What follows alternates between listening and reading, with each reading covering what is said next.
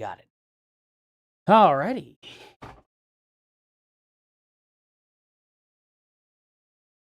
Hello. How's it going, guys? Got a little bit of breaking news in here, and then we got some, Candace, Owens here. Well, just have a little bit of fun, of course. Go back a little bit. Wow. Tell me that ain't a demon right there. Tell you what. Yeah.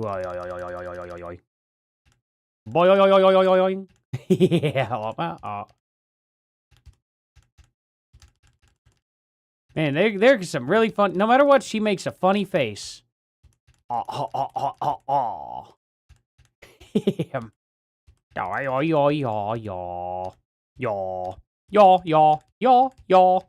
Looks like she's actually saying it. Wait, what's this?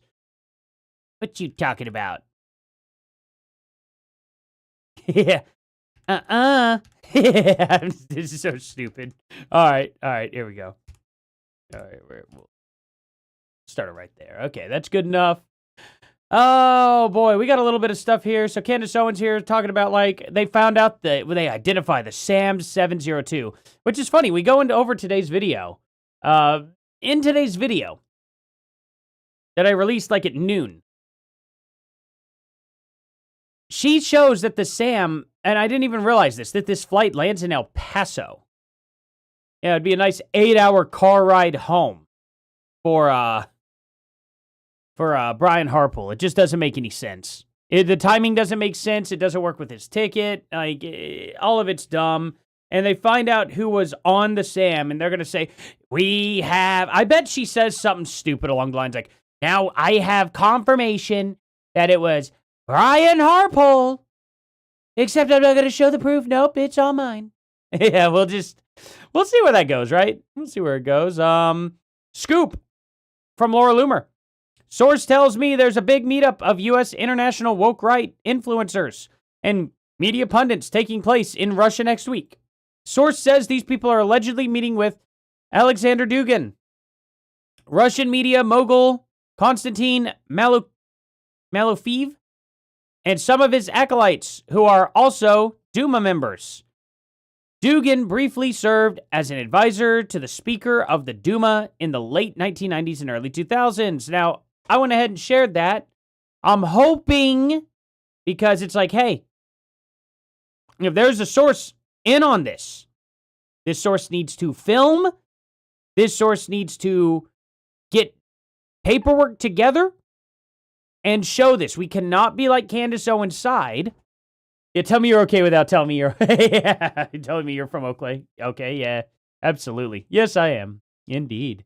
Hey, Pitpack. Hey, Brandy. Hey, Kimberly. Hey, Tanya. Hey, Sharon.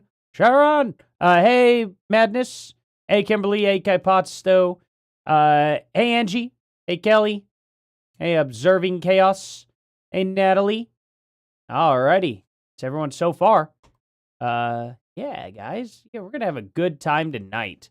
So, yeah, there's this. Figured I'd let you guys know. Hopefully she gets actual hard proof, because I don't want to be like a Candace turd and just, hey, this is a thing happening and then have no proof. Like the, trip to Italy. There was a lot of proof that she was meeting up with people there. They all met there at the same time. It's weird coincidence, right? Candace, you can use coincidence, so why can't I? Who's Caleb Hammer? Have you not watched Caleb Hammer's financial audits? They are amazing. Dude, you're going to be addicted once you start watching his stuff. I'm not even kidding. It's absolutely incredible. It's incredible. By the way, I did want to go over this before we start the Candace video. Newark ICE rioter just repeatedly choked me out with my own keffia, or whatever the thing is around his neck.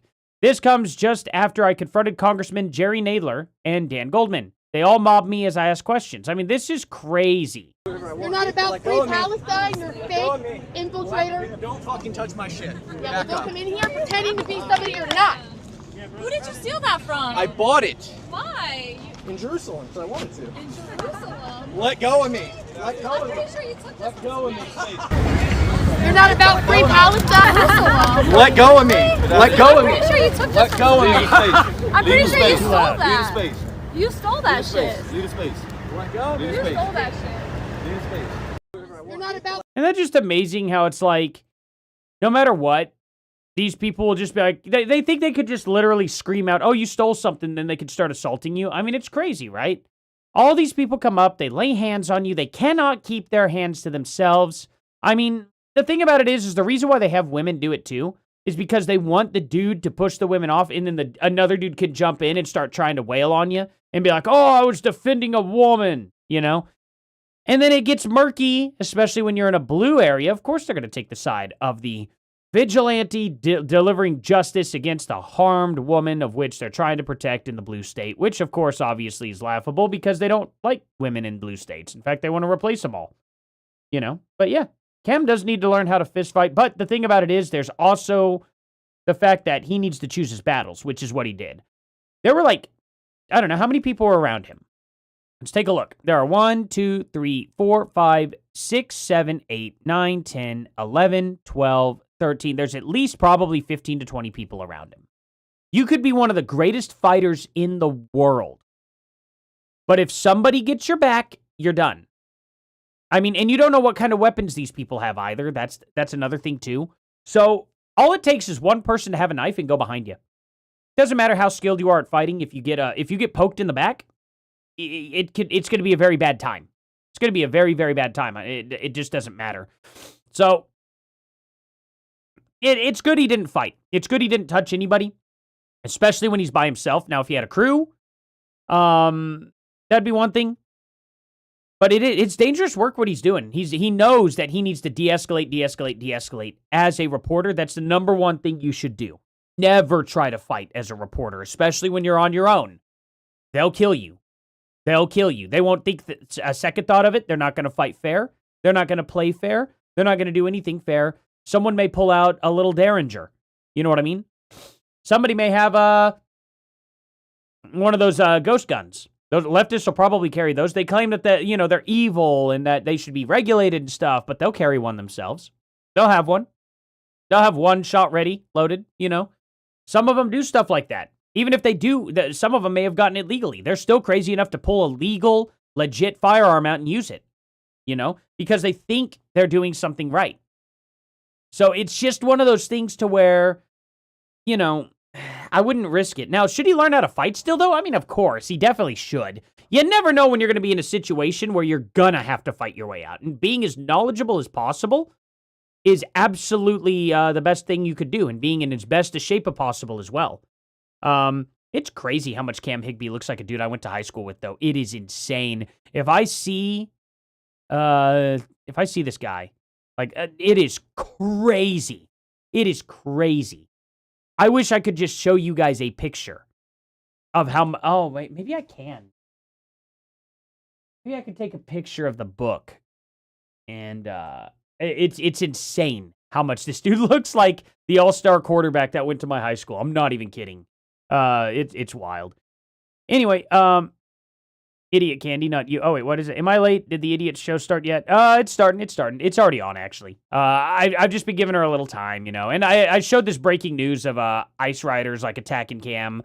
And then also the scoop from Laura Loomer about, like, and here's the thing, too. She even kind of shows, where is it? She said she's off wear next week because, oh,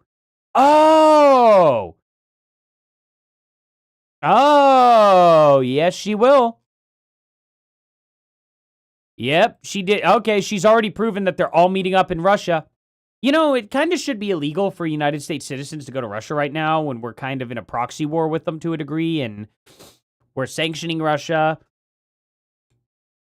Wonder if any laws are going to be broken about this. Maybe not. I don't know. Thomas Massey and his supporters, the Alexander Dugin class, yeah. This is crazy. This is actually crazy. I'll cover that tomorrow. Let's see. The State Department has level 4 travel advisory warning for Russia. Oh, yeah. And Candace Owens said on yesterday's episode of her show, she and her family will taking a family vacation to Russia next week. Now, she didn't say to Russia, which is why it's not in quotations. But Candace won't deny this. She's not going to say she won't be going to Russia. And then here's Russia Today retweeting saying Candace Owens hit 6 million subscribers. You know? This is odd. This is odd to say the least. Candace Owens is absolutely, probably, if I had to guess, going to Russia. Not 100% confirmed yet, but I would definitely say 99% confirmed she's going to Russia, and she's meeting up with all the people that Laura Loomer is saying she's going to meet up with. And the fact that Candace Owens is not denying this, let's see if she has it all. Oh, that was weird. Let's see. Charlie has always had my back. Oh, really? You didn't between 2024 and 2025, but especially after the Daily Wire fallout. Oh, man. Candace Owens is so, that's so sad. So sad. Of course, 2019, last time he ever tweeted about her or anything was 2019. Oh, it's sad to see her struggle like that, kind of, anyway. I heard they don't spit on Christians in Russia or launder billions of our tax dollars on behalf of corrupt politicians. I'm excited to report back my findings. And honestly, the Zionist lore regarding Alexander Dugin, and after I replied to him twice on X, is kind of making me want to meet him. Seems like she's admitting she's going to Russia. The weird Cold War propaganda is played out. It wasn't effective during the media's Russian collusion era, and it's not effective now. St. Petersburg has always been on my bucket list. Never met a Russian I didn't like, so she's going to Russia. Yeah, straight up. Straight up. Let's see. Wow. Julie going to Russia. That's crazy. All right, guys, you all ready to get this show started? Did she go to Russia? No, it's next week. She won't be streaming at all. That thumbnail makes me jump. Nice. That's good. That is exactly what I wanted. Oh, man, this is crazy. Candace are the Zionists in the room with us right now. Here it comes. Native American Zionist. No, I'm not a Zionist. I mean, I guess in the sense, I'm not really a Zionist. I wouldn't say that. What Israel does is their business. I don't want to get involved. It's pretty simple. I think it's pretty easy. Pretty easy to say that. I just care about America. Care about what America's doing. I care about my books.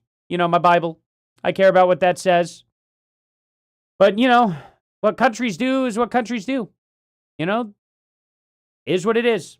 It's pretty easy. But, I don't know. Candace wants to...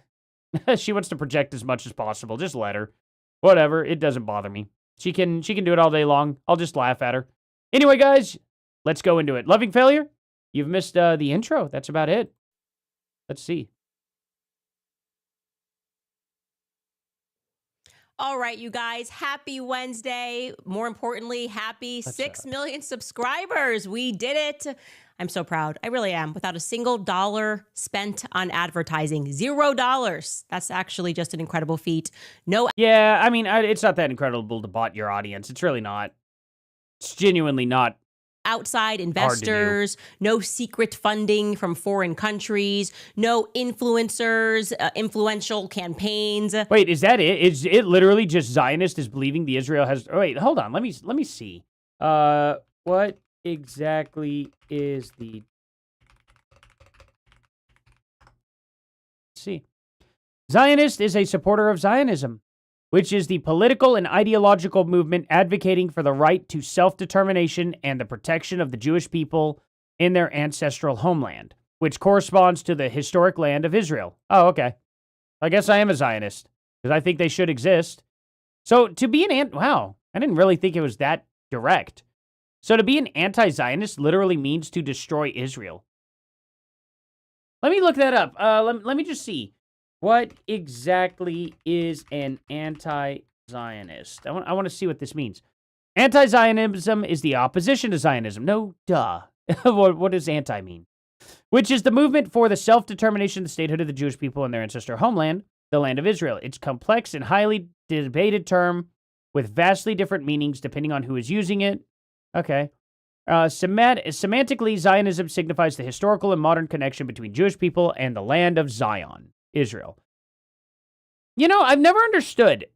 Is Zion how they said Israel or something like that? Like what exact? I'm a little confused by that. So, why do they call it the land of Zion? Have I not made it there yet? Well, obviously I haven't made it there. Is that When was Zion coined? Where was the first use of Zion said in the Bible? Samuel 5:7. Okay. I have not made it. Oh, it's okay. So this is David and Goliath era stuff. I'm not there yet. I have not made it that far in the Bible. David captured the fortress of Zion, which is the city of David. Okay, wait. Was it renamed Israel? After King David captured it, the location became a central power base, with the surrounding area developing further significance over time. Okay. Oh, it's a hilltop. Oh, Zion is specifically a hilltop. That would, Zionism actually seems like it's less, it's less crazy than what Israel, if you called it Israelism, I think it would make more sense, right? Because that expands out further. Zion is specifically the hilltop. So, I don't know. That's kind of funny. That's kind of funny to get people to say they're anti-Zionist then. They're anti-hilltop. That's so funny, actually, to me. That's actually something that I'll just use on people. I know it's trolling. I know it's kind of rude, and that, in a sense that, how would I put it? Like, obviously, the people that are saying they're anti-Zionist wouldn't actually be just, like, talking about the hilltop, obviously, but that's very funny to kind of throw back in their face and just get them to stumble a little, just for the fun of it, But yeah, no, I guess I am Zionist then, because I think, yeah, anti-hilltop, exactly. That'd be fun. So, it's just one of those things that, I don't know, if being Zionist is just simply thinking Israel should be allowed to exist, I mean, that's crazy to be like, oh, we should get rid of an entire country. What other country are people advocating to get rid of? Like, there are some seriously, like, awful countries out there in the world. Like, I don't know, the entire, is it like, what is the, is that really a country? Like, oh, okay. So, DRC, imagine having a country that name, the Democratic Republic of the Congo. So the Congo, it's its own country. That is one country that should be agreed just about by everybody that shouldn't exist the way it does. It should be completely dismantled and everything. And even I'm still like, it's their country. They should duke it out, figure it out for themselves. And I think, most people are probably like that. But then it's like, oh, no, but we should get rid of Israel. What a wild take, What an absolute wild take. Anyway, oh, good to see you, Nikki. Thank you for stopping by. We'll see you here. Pop by later if you can. Anyway, yeah, Ebola Central. Yeah, I've heard about some of the Ebola stuff here. I really, really hope we don't have an Ebola pandemic. That's going to be crazy if that's the case. That'll be insane. Well, there were a lot of influencers that were against us. Essentially, the entire Western media apparatus has been attacking us incessantly. But she's really quiet They said today. It couldn't be done, right? Everybody has to sell out to somebody. That's been the general idea. No one makes it in this town without pledging allegiance to Israel every day. That's not true. I think I'm doing decently well now on this channel, and I'm not pledging my allegiance to Israel at all. Pledging my allegiance to America, like an American would do. You can't make it without us sort of a vibe. Oh. So we said, cool, how about we just burn that town to the ground like you guys did to Gaza? We want nothing to do with it. And we survived. We survived all the attacks, and we did it with no one to thank but you guys at home. You are our day in and day out investors. I will like 1 out of 4 people, at least on X, good face. 1 out of 4 people on X that defend Candace, or not 1 out of 4, my bad. Well, I could say 1 out of 4. I could change it a little bit. 1 out of 4 people that defend Candace Owens on X are real. 3/4 of them are not. And I showed that on the video earlier today too. It's pretty bad. Never stop telling you guys how grateful I am to you, and definitely for giving us the strength when things were crazy as well. Like I always tell you, your comments always uplift me on the internet. You guys are the proof of the concept. So I have to say that the concept is that you don't have to sell your soul to Satan for earthly riches that you can't take with you when you go. It feels good to say no to Satan. 10 out of 10 would recommend. Anyway, boy, oh boy, do we have an episode for you today. We had to make it a special one. and special it is. We have identified our passenger, our high-ranking U.S. government official. Well, let's hear it. Part of this administration that was aboard the plane which left Fort Huachuca on the morning of September 9th. Okay. Let me just say, this is not going to put to bed any conspiracy theories related to Charlie Kirk's death. Oh, okay. Let's just say that. So you're going to somehow rope somebody else that we've never heard of involved. That's what's going to happen, guys. By the way she phrased that, I think I'm going to go ahead and make my prediction here. I'm willing to bet that she is going to now loop in somebody else that has no involvement whatsoever, we've never heard of before, and then she's going to try and tie this into Fort Huachuca and all this other stuff. Man, what an absolute demonic face there, huh? Looks like, hold on.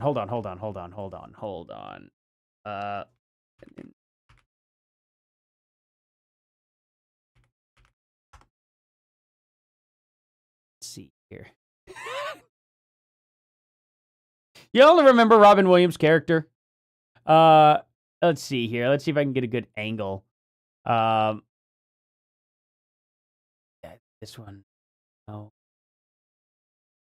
It's like, yeah, it's just like this. It's like this, you know? Oh, come on. It's too small. Okay. How about, I'll just use this one. Here we go. Y'all remember Aladdin? You remember Aladdin? Oh, thank you. Hey, take a look at this real quick. So, look, you remember Aladdin, right? The intro? Yeah. I couldn't help myself there on that one. Thank you. Love you. Got me some sweet potato and some beef. This is how you lose weight. This is how you get strong in the gym. Right here. That's what you got to do. Got to eat like this, which is great. It tastes so good, too. I'm not even kidding. You cook it up right. Oh, I'm going to put this boy outside real quick. He's a little antsy. 1 second.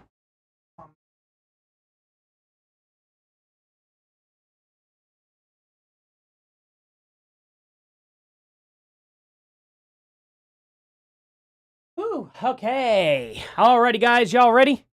Sorry, I could not help but the bizarre guy. That's it. Yeah, you guys got it. Yeah. Alrighty. So, welcome back to Candace. Nope, can't play that.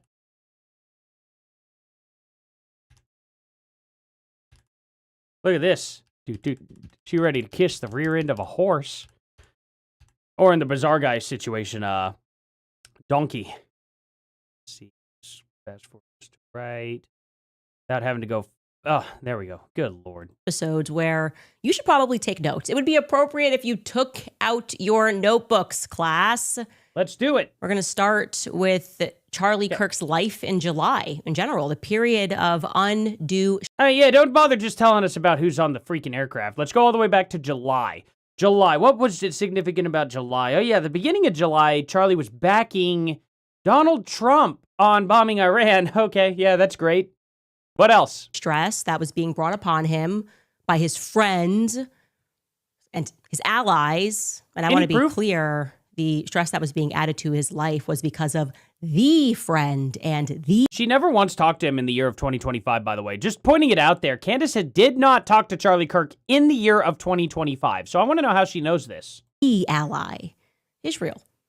Now, you may have forgotten this, so I'm going to remind you, but I told you guys many moons ago that back during July of 2025, when Bibi Netanyahu was making the rounds, doing a ton of American podcasts in general, he requested to do Charlie Kirk's show. He wanted to come on Charlie Kirk's show, and Charlie refused him.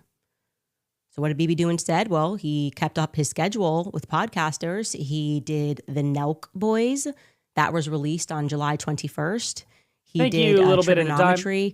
That was released on August 20th. He also did the Patrick Bet-David show. That was recorded and then released on August 26th. Okay. He did the Officer Tatum show. That interview was released on September 4th.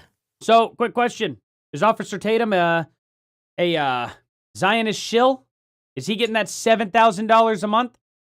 Or video or whatever the claim is? Also on September 4th, he sat down with Eric Stakelback. Air Jeff, you're awesome. TBN. Is it Stakelback? I'm not being funny when I say that I had never heard of Eric Stakelback before I was researching today's episode. Crazy. Fun fact, I've never heard of him until you just said his name. So there's that. Nice underbite. And I'm not saying that to big You're going to sell some shrimp. time him, to be clear. I'm saying that because I want you to sit back and fully appreciate Hey, Jujubee. how positively bizarre and unusual it is that suddenly all of these people are scoring interviews with the Prime Minister of Israel. Well, I guess Brandon Tatum, your merch guy, is definitely in on it. You calling him out? That's wild. That'll make for a good time. I should definitely clip that and put it out there. That's awesome. I wonder how he feels about this. I'm going to full screen this. Sitting Prime Minister of Israel. That's a very important man during, I might add, wartime. So yeah, bizarre is the correct adjective, full stop. It's not bizarre for the podcasters who chose to host him. That would be a big get, especially if you're a Zionist and you believe in what he's saying. Given your Brandon Tatum there, quite the out there, huh? I think she's kind of slowly trying to get back to Brandon Tatum for, calling out her BS. That's kind of what I think happened, but, is what it is. But it is abnormal. It should be beneath the office of a prime minister of a foreign country to stop what he is doing amidst a war to go on an American podcast tour. Why? That doesn't even make any sense. Like, Donald Trump did it. J.D. Vance did it. Other people are doing it. I don't understand. Israel's going to lobby the United States always. Always. Always, always, always. Israel is the size of New Jersey. They do not have crazy amounts of farmland. They do not have crazy amounts of oil rigs. They do not have crazy amounts of, how would I put it? Goods and services that they produce themselves that are straight up just Israeli. So they have to lobby the United States for aid to a degree. They have to do these things. There's not really that much way of around, there's not really much of a way around this, okay? They're constantly war-torn. So whatever businesses and stuff that they can set up can get disrupted pretty fast by a stray missile. By something that the Iron Dome doesn't catch, boom, can mess things up in a heartbeat. You don't know how hard it would be to run an entire country that's the size of Jersey when you have like 30 other countries that are trying to blow you up. Pretty difficult situation. They do need to rely on allies. There's no doubt about that. So, of course, he's going to try and win over the American people. That's obvious. He's also going to do that to the UK. He's going to do that in Europe and stuff like that. The problem is he's going to get a lot of pushback in Europe and the UK right now, without a doubt. I mean, you really see the UK, Durkaville, wanting to support Israel? No, probably not. Probably not. So, obviously, country's got to do what it's got to do to survive. I'm not going to blame them for that. That's, any other country's trying to do the same thing. Look at all the left defending every single country that's sending illegals here. They're doing what they can to survive too, right? A lot of them are absolutely trying to make themselves just more wealthy. That's obvious. But this guy comes out and does it through diplomacy, through, having a strong military and a strong country in general. They come at us with a lot better. Israel comes at us with a lot better faith than a lot of the countries sending their illegals to our country. I mean, so which one would you rather have as an American? Israel or illegals? Now, some Americans are going to say neither, and I'm not going to get onto that person for saying neither. That's fine. I understand that. But at the end of the day, I think I'd rather have Israel than a bunch of illegals. Just putting it out there. Okay. Suddenly, though, Bibi Netanyahu's overcome with the need to hit that podcast circuit. He's effectively on what can be described an American public relations tour in the run-up to Charlie's assassination. These are just the facts. Yeah, he was definitely doing that before that happened. Cool. Now, how do you tie them together? Put this into proper context. Would it be strange to you if Keir Starmer, the current sitting prime minister of the UK, suddenly went on a PR blitz in the United States? No, actually. No, they're an ally. And I can understand Keir Starmer wanting to come over here and try to push his agenda off on Americans as well. That's obvious. I could see Putin doing it. I could see the Chinese communist Xi Jinping. He would definitely do it. Other peoples of other countries, they would definitely do it if they were allowed to. There's no doubt about that. That only benefits their country. What are you talking about? You think that a country wouldn't try to do that? For real? Okay. Yeah, sure. Whatever you say, Candace. I believe any prime minister, given the ability to go around to a different country and push their influence off, will 1,000,000% take it. If they have that kind of permission. Absolutely 1,000,000% they would jump on it. Like, for what reason would he do that? Why To push his agenda. would he suddenly want or need an American audience to appreciate him? To have better relations, so that way we give them stuff. Is that hard to understand? Prior to this PR blitz, Bibi Netanyahu had actually not sat down with an American podcaster in years. Cool. Years. Cool. Since 2023, to be precise, when he sat down with Lex Friedman. And I should make it clear Okay. that he made Lex Friedman fly to his office in Israel to conduct that interview. He didn't force him to do that. He asked if he wanted to do that.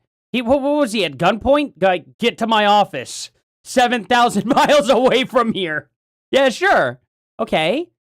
He was offered to do it, and he was like, cool, I'll go to Israel and do that. I mean, that's crazy. Like, who wouldn't take that? You mean to tell me you wouldn't do that? I guarantee you there isn't a single chance in any situation, actually, that Candace doesn't take that offer. If Bibi Netanyahu said, do you want to come to Israel and interview me? She'd be like, yeah. Well, she probably wouldn't be now. She'd probably play it up as if they're going to assassinate her or something. But Candace Owens from last year or the year before? Yeah, you better bet she would go to Israel. So to what did we owe the honor, Prime Minister? Because it feels to me a little bit like, and again, this is my opinion, pre-PR. Great. Last time he had Great. Pre-PR.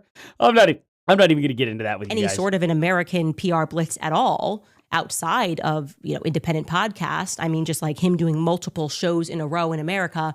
That was back in 2022 when he was crucially not the sitting president, the sitting prime minister of Israel. And there was a more appropriate context. He was hawking his crappy book. That's what he was doing in 2022. He was buying my book. So he went on a tour. That is a reason that people go. What was it? Make Her a Sandwich? Sounds like a great book, huh, Candace? On press tours to hawk books. But there was no product in 2025 that he was selling. So what was he doing? And the crucial point again is that Charlie Kirk declined to have him on his show. His friend, Charlie Kirk, he would say, just a few days later, when Charlie was assassinated, he would say, oh, Charlie was a great friend. Well, really? Why did he refuse to have you on his show? Crazy. I could ask the same about you. You're a great friend of Charlie's. Why did he refuse to have you on his show? That's weird. I know, actually. That was a Oh, I do too, because he didn't like you. rhetorical question. The answer is because Charlie had a change of heart regarding Israel and the Hamptons, quote unquote, intervention, which took place the weekend of August 5th, only furthered Charlie's growing resentment against their strong arming influence. Park that in the back of your mind. Regarding the Egyptian planes, the ones that do not concern Erica Kirk at all. Okay. That's because you haven't you got debunked. You couldn't prove any of your garbage on the Egyptian planes. You got debunked. You removed the listings. You didn't put them up on your website like you promised. December 16th. It was like decades ago now in internet time. So I mean, come on. Like, I don't know. Post the flight logs, Candace. How about that? She's not concerned about that. I have had this sinking suspicion that when you look at the planes, it's plausible that they're being used by Israel, actually, to shuttle VIPs during points of military inflection. Again, Cool. Let's just talk about more possibilities and not provide any proof. Of this is my opinion. No one knows these planes better than I do. Of course it is. And Really? Nobody knows the planes better than you do because we completely debunked you and showed that 60% of your data was wrong and that 40% of it was literally within margin of error. And then like 10% of it was accurate or something or 30% was within margin of error and then 10% was like accurate. So I don't know if anybody Nobody knows these planes more than I do. I just refuse to post the logs on my, website that I promised from like December 16th.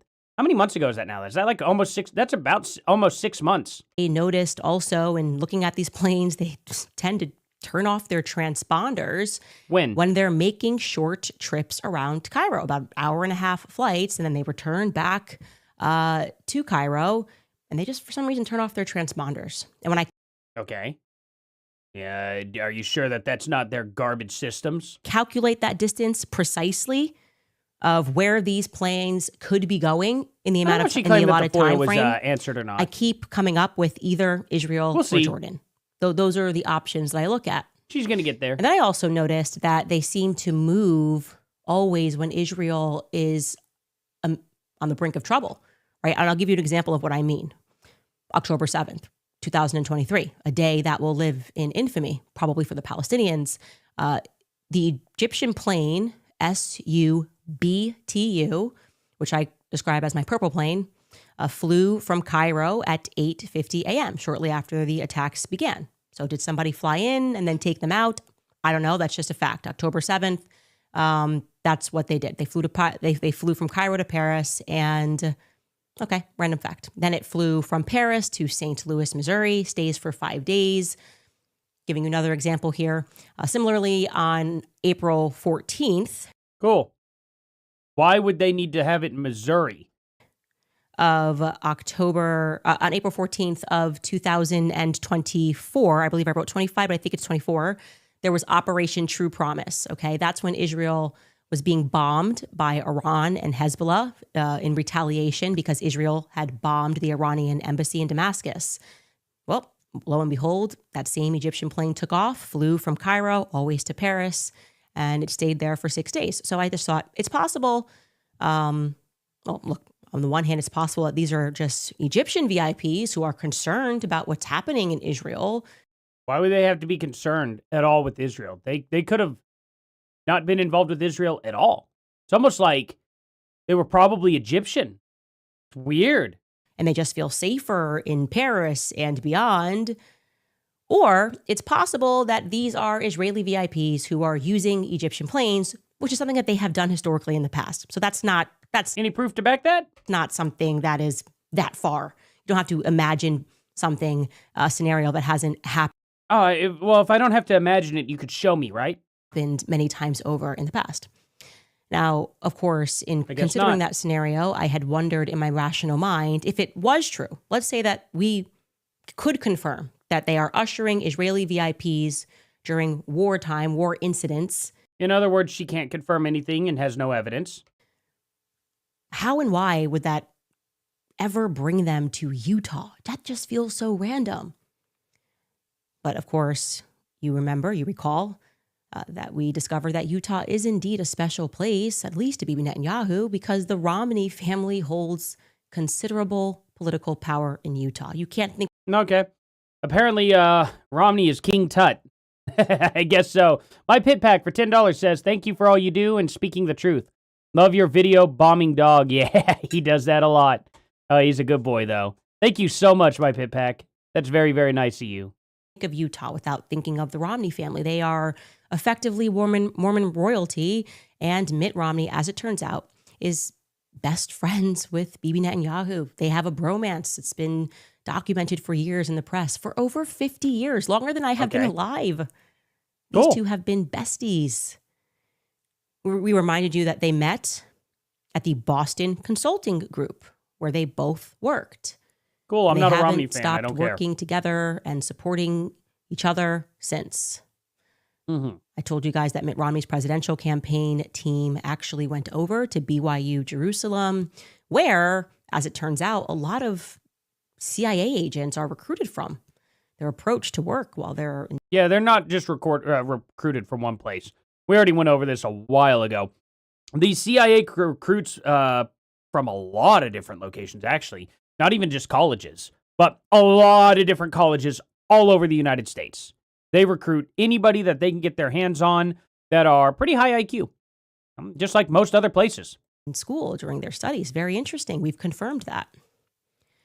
Now, I'm going to remind you also that from the Boston Consulting Group, Mitt Romney founded Bain Capital with an Israeli spy, Robert Maxwell, I bet he had to break that guy's back in order to start Bain Capital. Maxwell's father.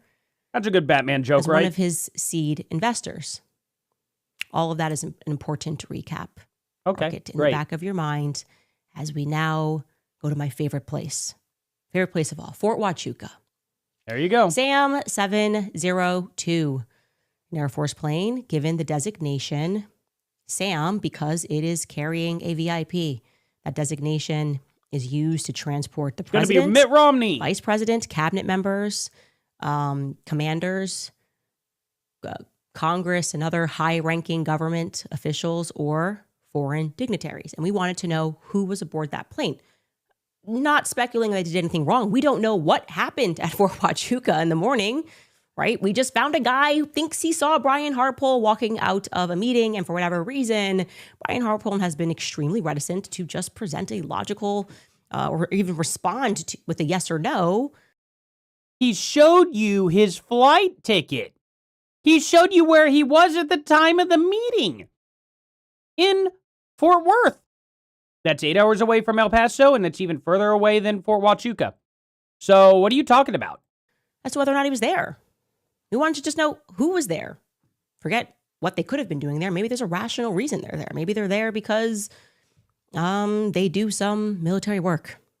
I don't know Brian Harpole like that. Maybe he does. That could have been his answer. Yeah, I was there, but I had a contract that I was working on, and that's what brought me there. Nope.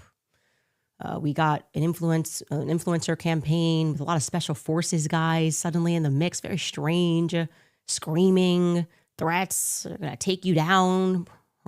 I haven't seen them do any of that. Platform Mitch's baby mamas. What's going on here, man? A simple yes or no would do. I don't know this man, Mitch. Oh, now all of a sudden Mitch isn't very reliable. Crazy. I do a good Candace impression there. Come on, Candace. You said that you back him completely. And you flip-flop on this so often, it's infuriating. At first you're like, I trust Mitch Snow, I believe he was there, and all this other stuff, and he showed receipts he was there even though he didn't.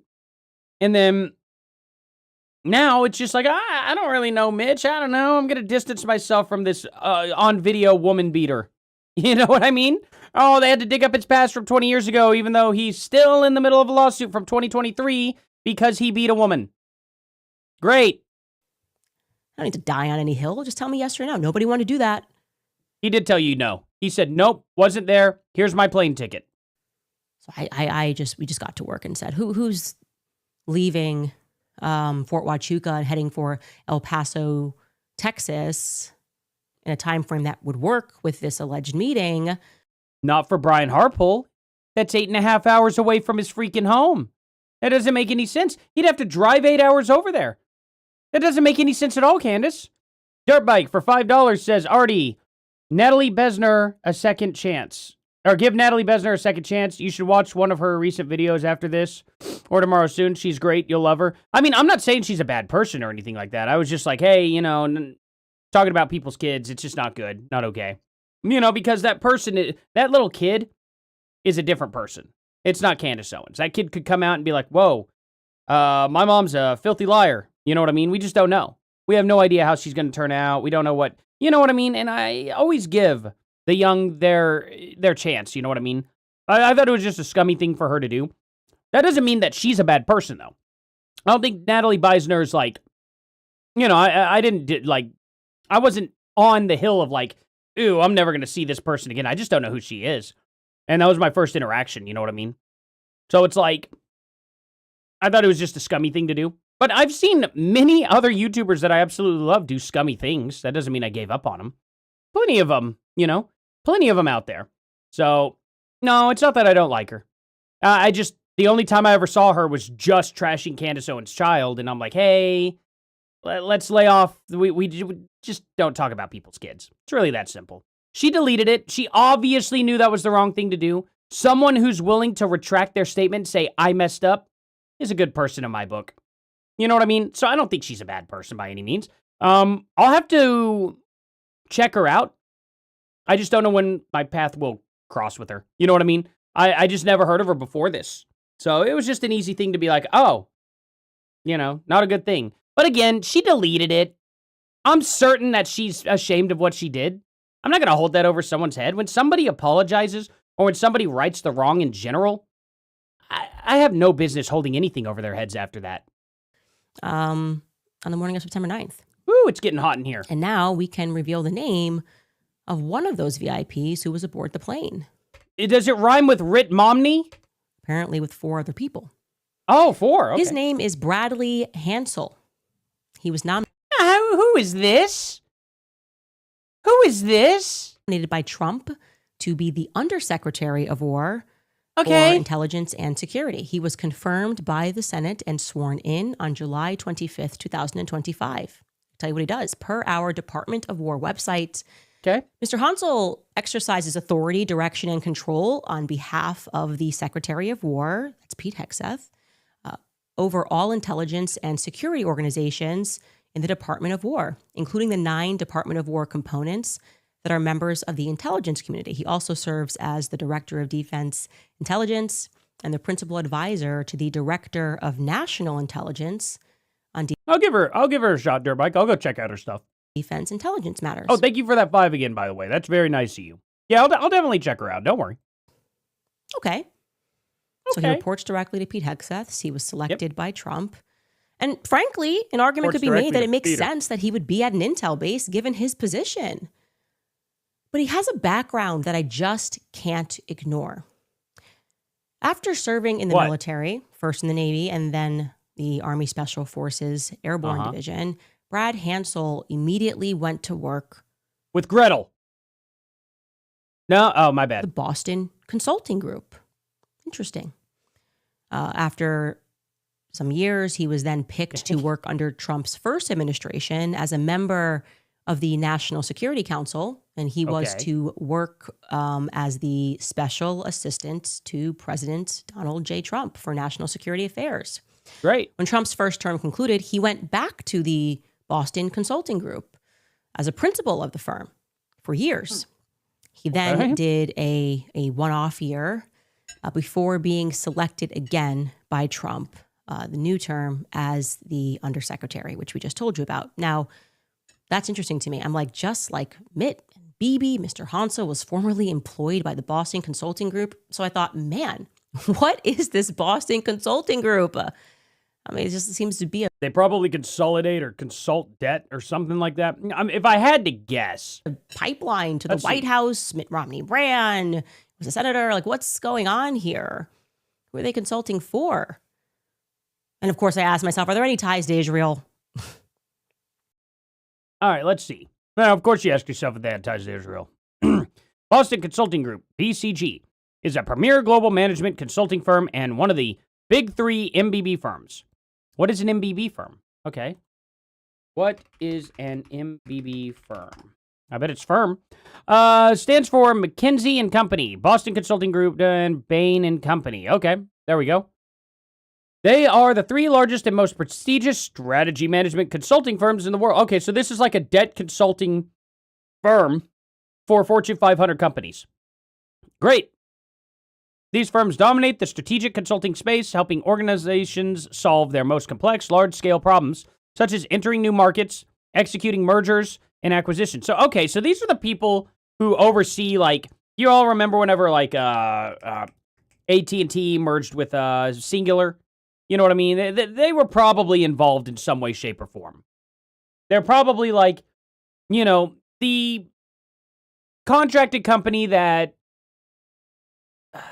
I don't know, manages monopolies, I guess you could say, to prevent monopolies from happening or something like that, or get deals done, signed over. I think of them as kind of like a big old gigantic title company, I guess. Probably something like that. AI and digital transformation, helping enterprise scale AI. Oh, well, they're doing AI now. Climate and sustainability, advising on decarbonization, green growth, and climate risk resiliency. Okay. This company already sounds like it sucks. Corporate finances and wealth management, providing macroeconomic research and market sizing for industrial clients. Yeah, that seems probably typical for them. Okay. All right. Yeah, okay.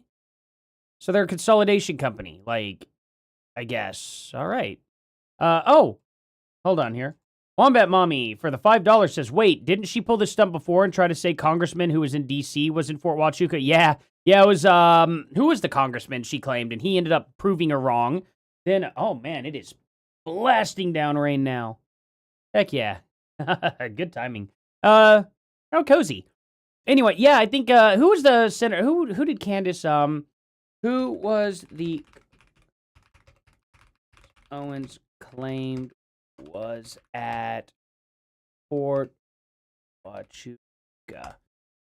Nope. Okay, AI mode. Who was it? Mark Amodai. It was Mark Amodai, and she got completely BTFO'd on about that. So yeah, Mark Amodai, and he was absolutely 0% chance there because he was at Congress, so there's that. So yeah, hilarious though. Good. Thank you for reminding me about that, Wombat Mommy, and thank you for the 5, because I forgot about that. Thank you very much. It's hard to keep up with every single detail of Candace. You guys think I have a good memory, but there are things I forget, no doubt about it. I mean, she has just muddied the waters so much. I'm just going to be frank. Are there any ties to Israel at the Boston Consulting Group?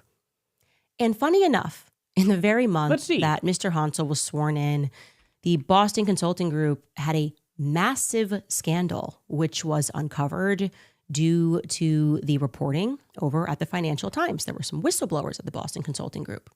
So let's read about a recap of what happened there, what the Financial Times was able to uncover.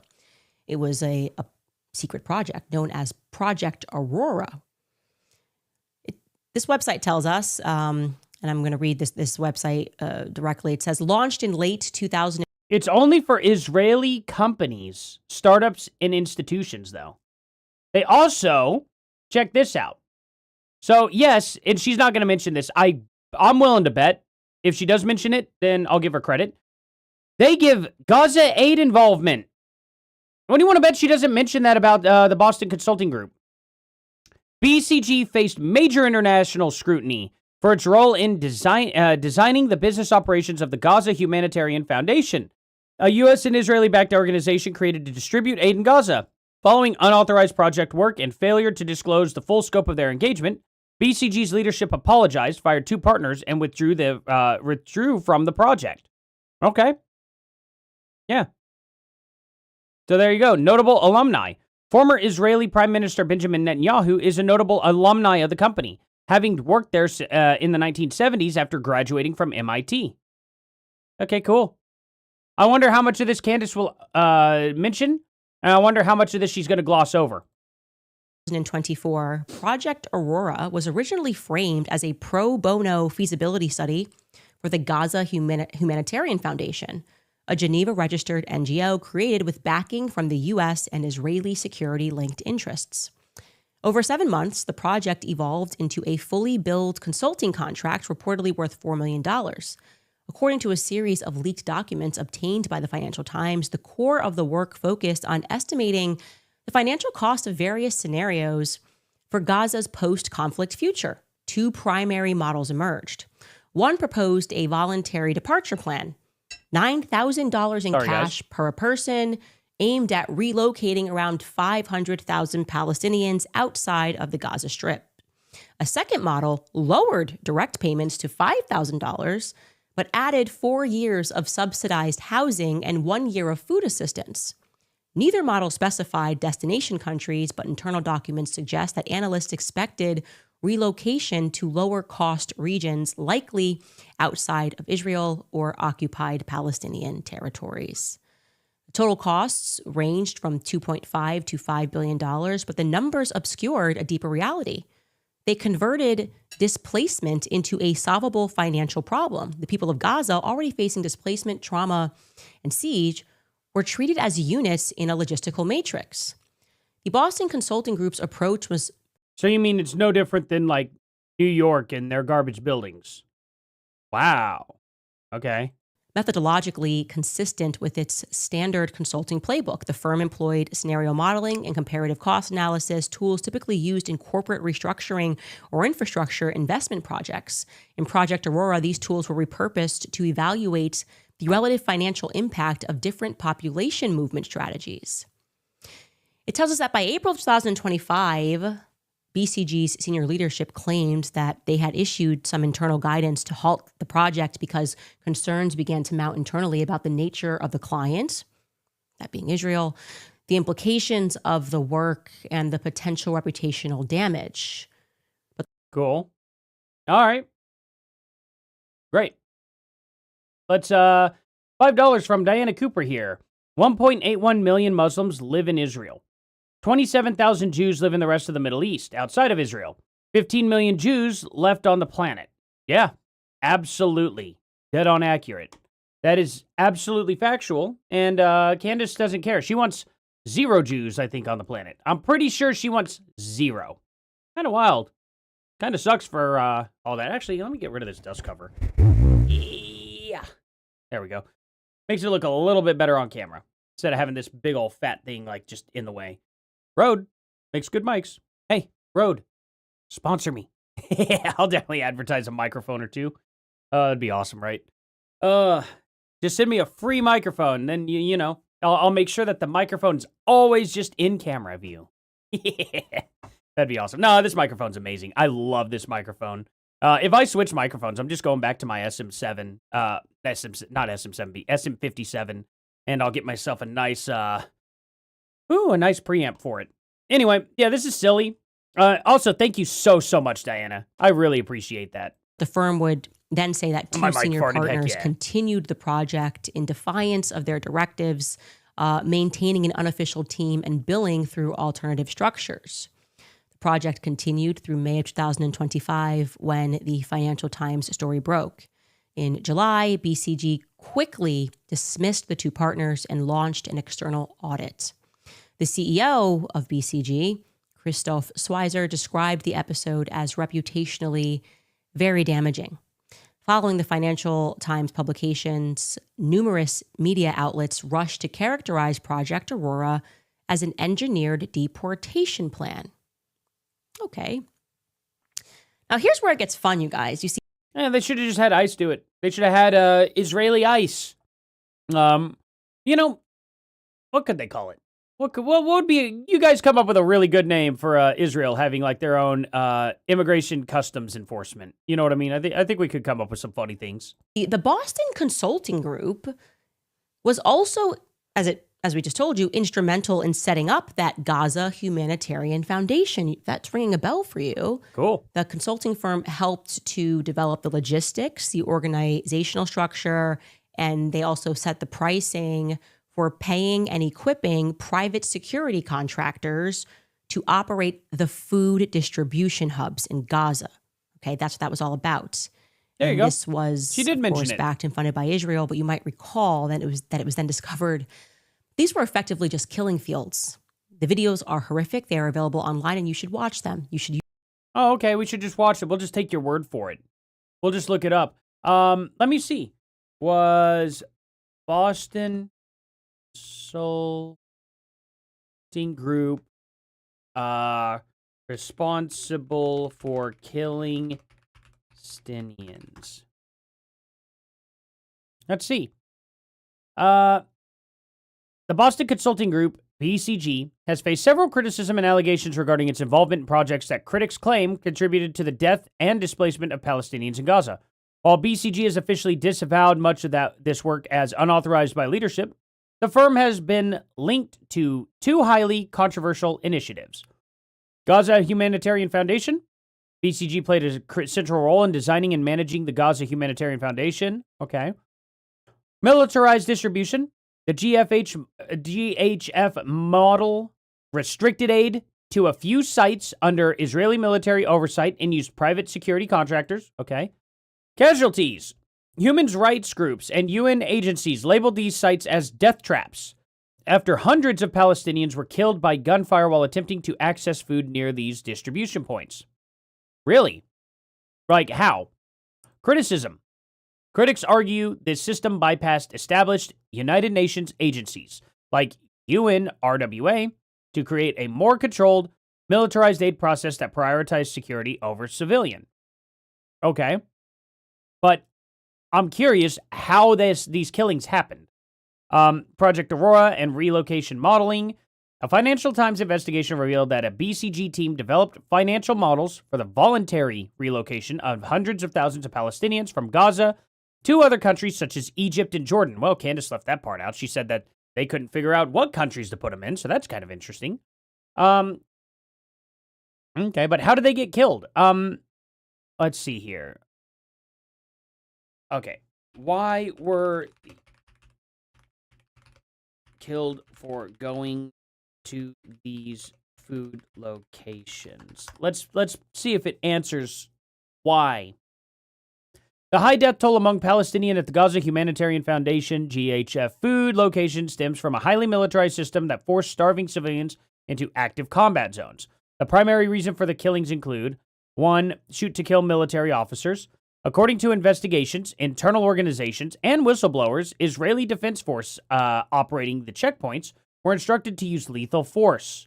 On what, though? Reported to a strict shoot-to-kill pattern based on civilian proximity to the hubs. On what? Like, it doesn't even make sense what they're saying here. So what, were there orders to just shoot every single civilian they saw? Or were there orders to be like, hey, if there's people running and charging at you, blast them. Don't let them come up that quick. Like, what was it? And it's not one to tell me. Arriving early. Civilians approaching the checkpoints ahead of distribution times were shot. Okay. Well, they knew not to go there. I would assume, right? Did they? Or did they signal for them to come in and then they start blasting them?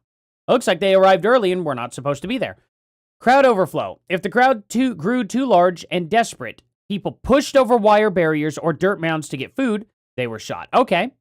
So people were not, they were trying to get over the barriers that were there that said, hey, don't cross or you'll get shot, and they were trying to cross in a war zone. Okay.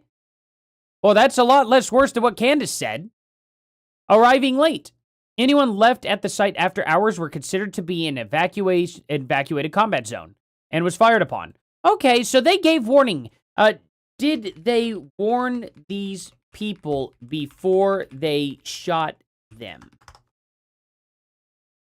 Let's see. Whether the victims were warned is a point of heavy dispute, with conflicting accounts from the Israeli military, private security guards, and eyewitnesses. The Israeli military warning shots were fired. Okay. The IDF has consistently maintained that they did not deliberately target civilians and that they did fire warning shots to manage the crowds.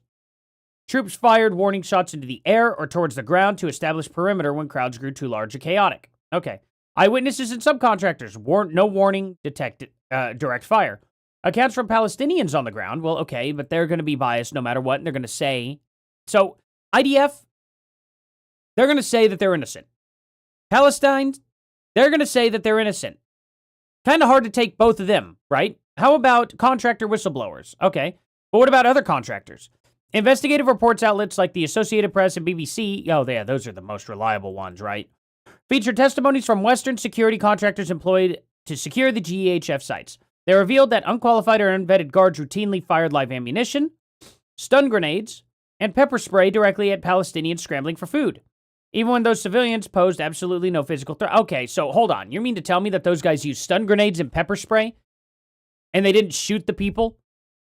Sounds to me like they were doing crowd control. If they were blasting them with live rounds, maybe you have a point. But contractors were saying that they were just abusing the pepper spray and the stun grenades. Okay, that's not great. Forensic and video evidence. Audio forensic experts analyzing footage geolocated near the distribution zones verified the heavy use of machine gun fire and live ammunition flying directly into civilian areas. Okay. Was there warnings beforehand or anything? Maybe I'll look deeper into this video.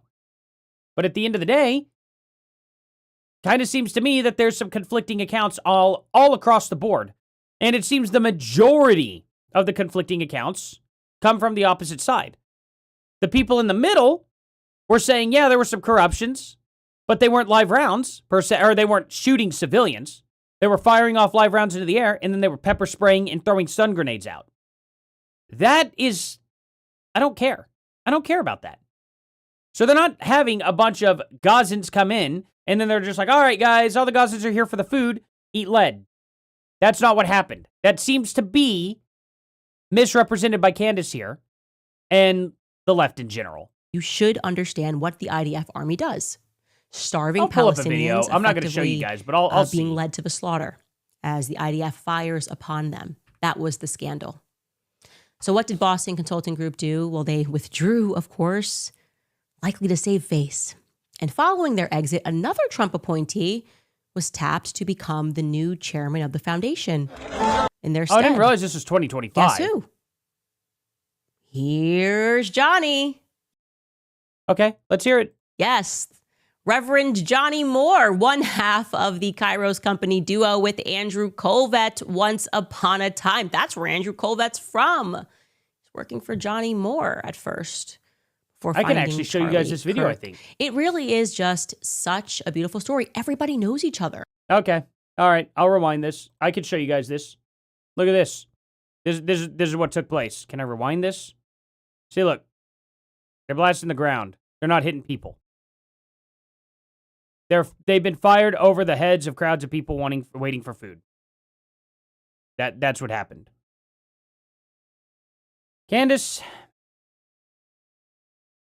you claim that they were death camps and that they were killing them. And now we see, I'm going to watch the rest of the video by myself. I'm going to see if anybody drops. I don't want to show it on YouTube, just in case. Is there any chance that this happens? Everybody knows each other. Check out this headline, Times of Israel. Gaza Humanitarian Foundation taps U.S. evangelical leader Johnny Moore as the new chairman. It tells us that he was appointed as the new executive chairman of the Gaza Humanitarian Foundation, which is the U.S. and Israel-backed organization providing aid to Gazans. Its previous CEO, Jake Wood, quit last week, and the Boston Consulting Group abandoned the project today. Thank you, Johnny. Okay, video's restarting. Hold on. No violence is shown here. So, check it out. They're firing off here warning shots. Bullets are seen hitting close to where people are lying on the ground. Doesn't hit any people whatsoever. No, you're just seeing sand get blown up. All right, cool. Now, check this out, okay? Coming up, it's going to switch to a different, a completely different thing entirely. The GFS site is one of only two understood to be operating in Gaza. So, these people are all over here. Obviously, soldiers are out here. They're talking to these people. They're doing crowd control. Now they're saying that this is a death trap. And then check out this little scummy thing that's going to pop up here. At least 838 Palestinians have been killed and more than 5,000 injured while waiting for food at or near GHF sites since they opened in May. Oh, that's awesome. But what killed them? You're going to say, right? Oh, of course not. Of course not. Of course you won't say. They probably trampled each other. If I had to guess, they probably trampled each other. So, nothing violent was ever shown in the video that Candace told me to look up. They didn't hit anybody. They're not death traps. There's nothing like that. They're just doing crowd control because they're probably rioting to try and get up to the front of the food line. And they can't be doing that. And they're in a war zone. So, I don't know. Candace, you really should have probably covered this truthfully, but you're not going to do that. For stepping up to the plate to fill in the void left by the Boston Consulting Group, which still led to Not only children all the and Gazans I women see in the and video is men fat if they're in starving. Palestine being slaughtered. Thank you, Johnny Moore. He would eventually abandon the project in November. There was no fixing it. Oh, the Macrons also use this company? She's going to go to that? Oh, that's good. Thank you, Tasha May. That's awesome. It's almost like I bet she it does. was a planned genocide or something. Really? Now, in case It was a planned genocide? Wow, that's so crazy. I've never seen anybody who's committing a genocide let the people, leave and not be a part of it. But all right. you need a visual, here is what it looks like right now, currently on the graphic. I can show you this graphic here. We have Brad Hansel, our Undersecretary of War. Cool. Defense and intelligence. We have, of course, Bibi Netanyahu, the Prime Minister of Israel, who has time for PR blitzes leading up to Charlie's assassination. And we have his best friend, BFF AE. They wear necklaces, probably, like little matching necklaces. Yeah, they probably do. They all They work probably for wear the matching Boston Consulting necklaces. Group. They probably go and get their nails painted together. You know, things that I guess normal women would go and do, but apparently Candace doesn't have time for that or friends. Fire.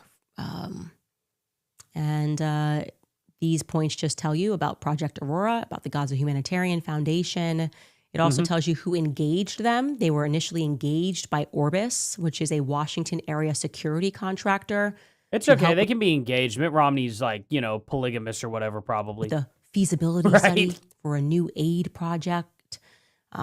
Orbis was prepping the study on behalf of the Taclith Institute, which is an Israeli think tank.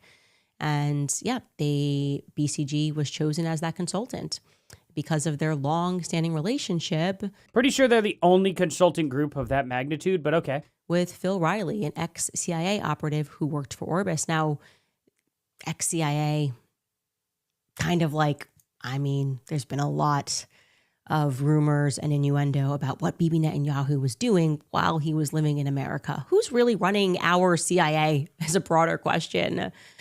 Well, I'm glad we went on this insane tangent for so long.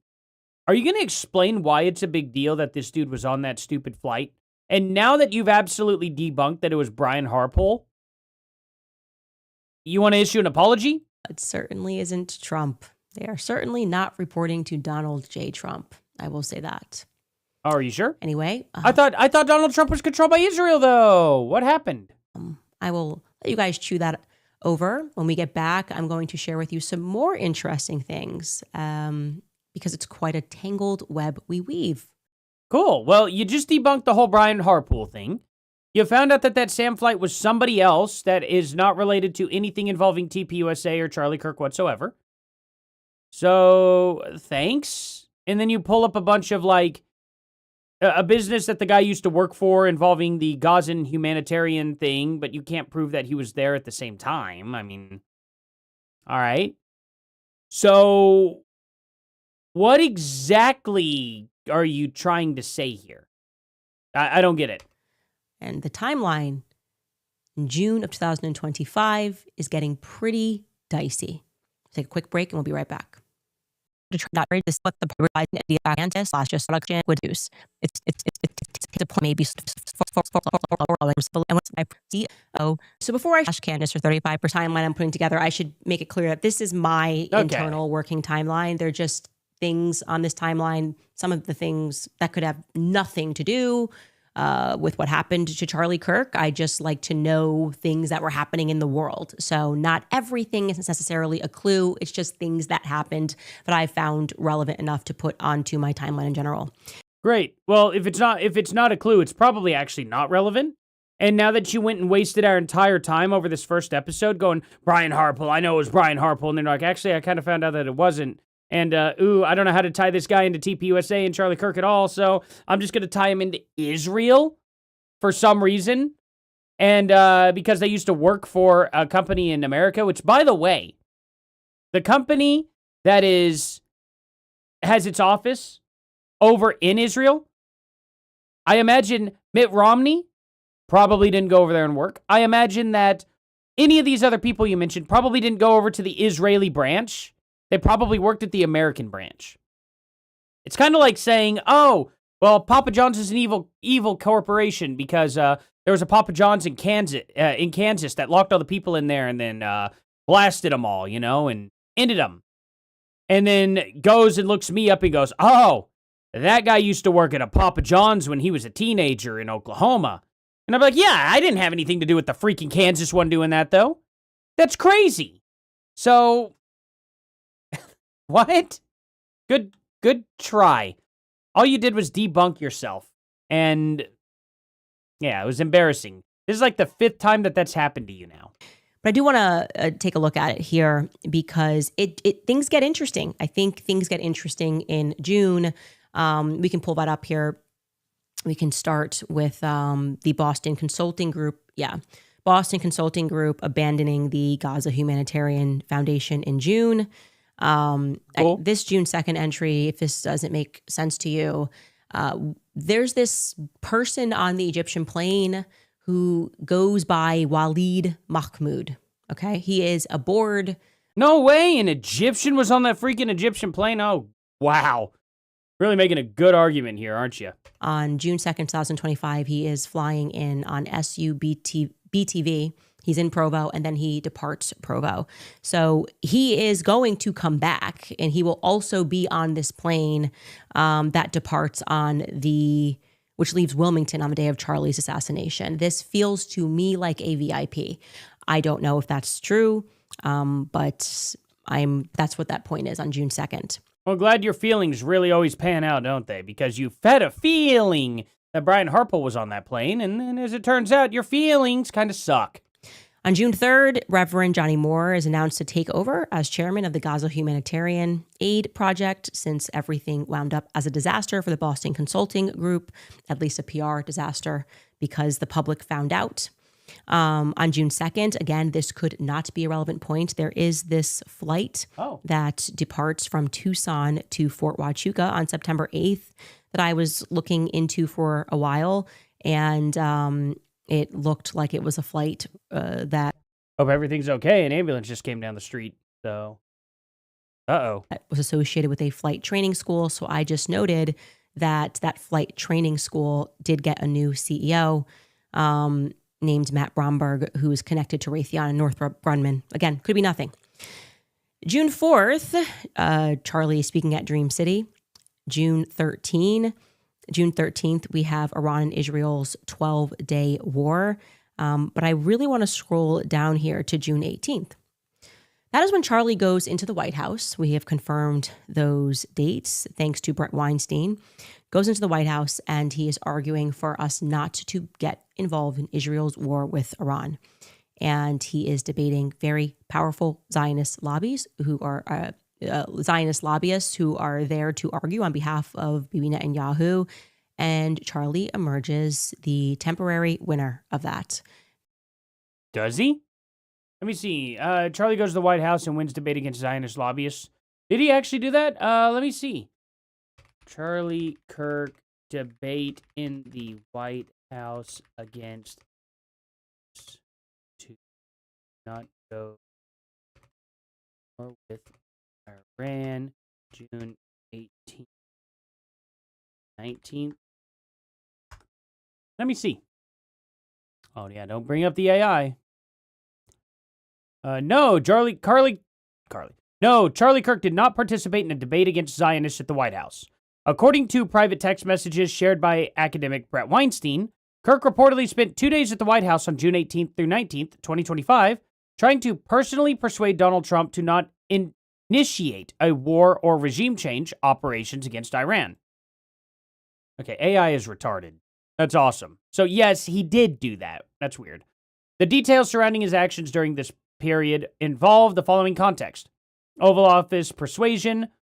Rather than a formal debate, Kirk used his position as close Trump ally leader. Okay. And? All right. This was also like 2 weeks before Charlie Kirk came out and said, yeah, Iran gave Trump no choice. So, kind of interested, right? Kind of interested in why he would just change his mind. And what, they're going to kill him after he changes his mind? That sounds exactly like, somebody who would want someone to die, right? Kill the people that agree with you. That just makes so much sense. Trump moves to limit his involvement. And that's an interesting inflection point, in my view. On that very same day, June 19th, the second day that he's arguing at the White House, Erica purges her Instagram. She deletes 126 posts. I find that cool. You did the same to yours. That to be very unusual. Really? Why did you do it to yours? Why did you delete every single Charlie Kirk picture you had on Instagram? Why'd you do that? That's weird. I just find that to be very unusual. On June 22nd, Operation Midnight Hammer, which is when America bombs Iran nuclear sites. Yeah, it's crazy. Bombed the Iran nuclear sites, huh?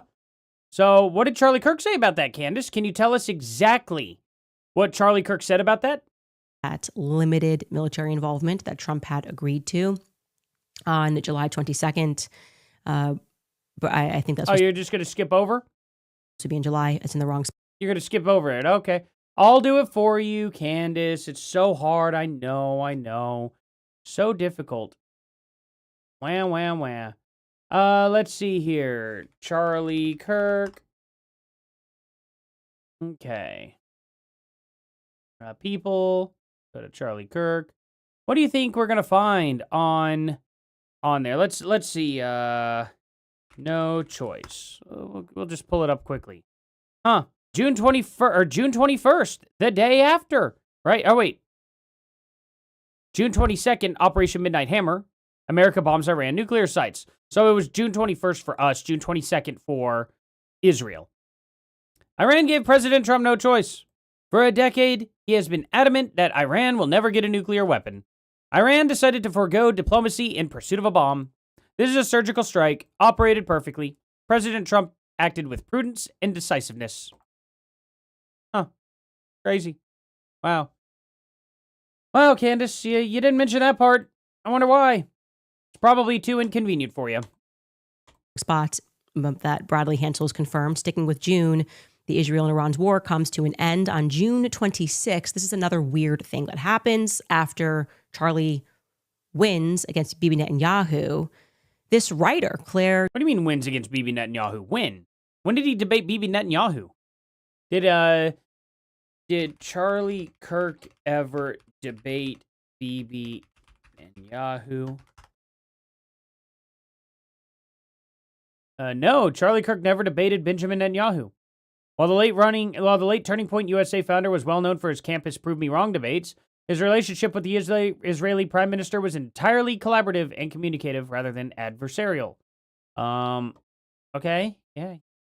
He never did that, Candace. I don't know what you're talking about. Guinan, who had never published before, she has no writing profile at all, writes her first article for Jezebel. This is going to be the writer of the article. If I went onto Etsy, she's new, and this is her. She starts in June. Claire Guinan. No interest in the press about never heard you figuring out mention her before. What inspired her to go on to Etsy, find a new witch profile, and buy a spell about harming Charlie Kirk, putting a curse onto Charlie Kirk. It's very unusual. We paid some Etsy witches to curse Charlie Kirk. That was just less than 10 days after Charlie won this debate. Uh-huh. So you mean to tell me leftists put a curse on him and then they wanted to do some sort of crazy ritual sacrificing towards him? Kind of throwing the left back under the bus now. You're kind of showing us exactly who it was that did Charlie in. Against Bibi Netanyahu's many lobbyists. On July 2nd, Rob McCoy formally resigns as the lead pastor of Calvary Church. He's intending to move to Arizona. Cool. July 4th, the Financial Times article comes out about the Boston Consulting Group and Project Aurora. On July 11th is Tuckergate. Tucker Carlson speaks at the Turning Point USA conference, and the donors lose their mind. Tucker calls out Jeffrey Epstein on stage. He's asking where all this Well, it was one donor that lost her mind. I don't care about that. Money is coming from, who is serving. If you are serving in a foreign army, you should be stripped of your citizenship. He muses about where Bill Ackman's wealth comes from as well.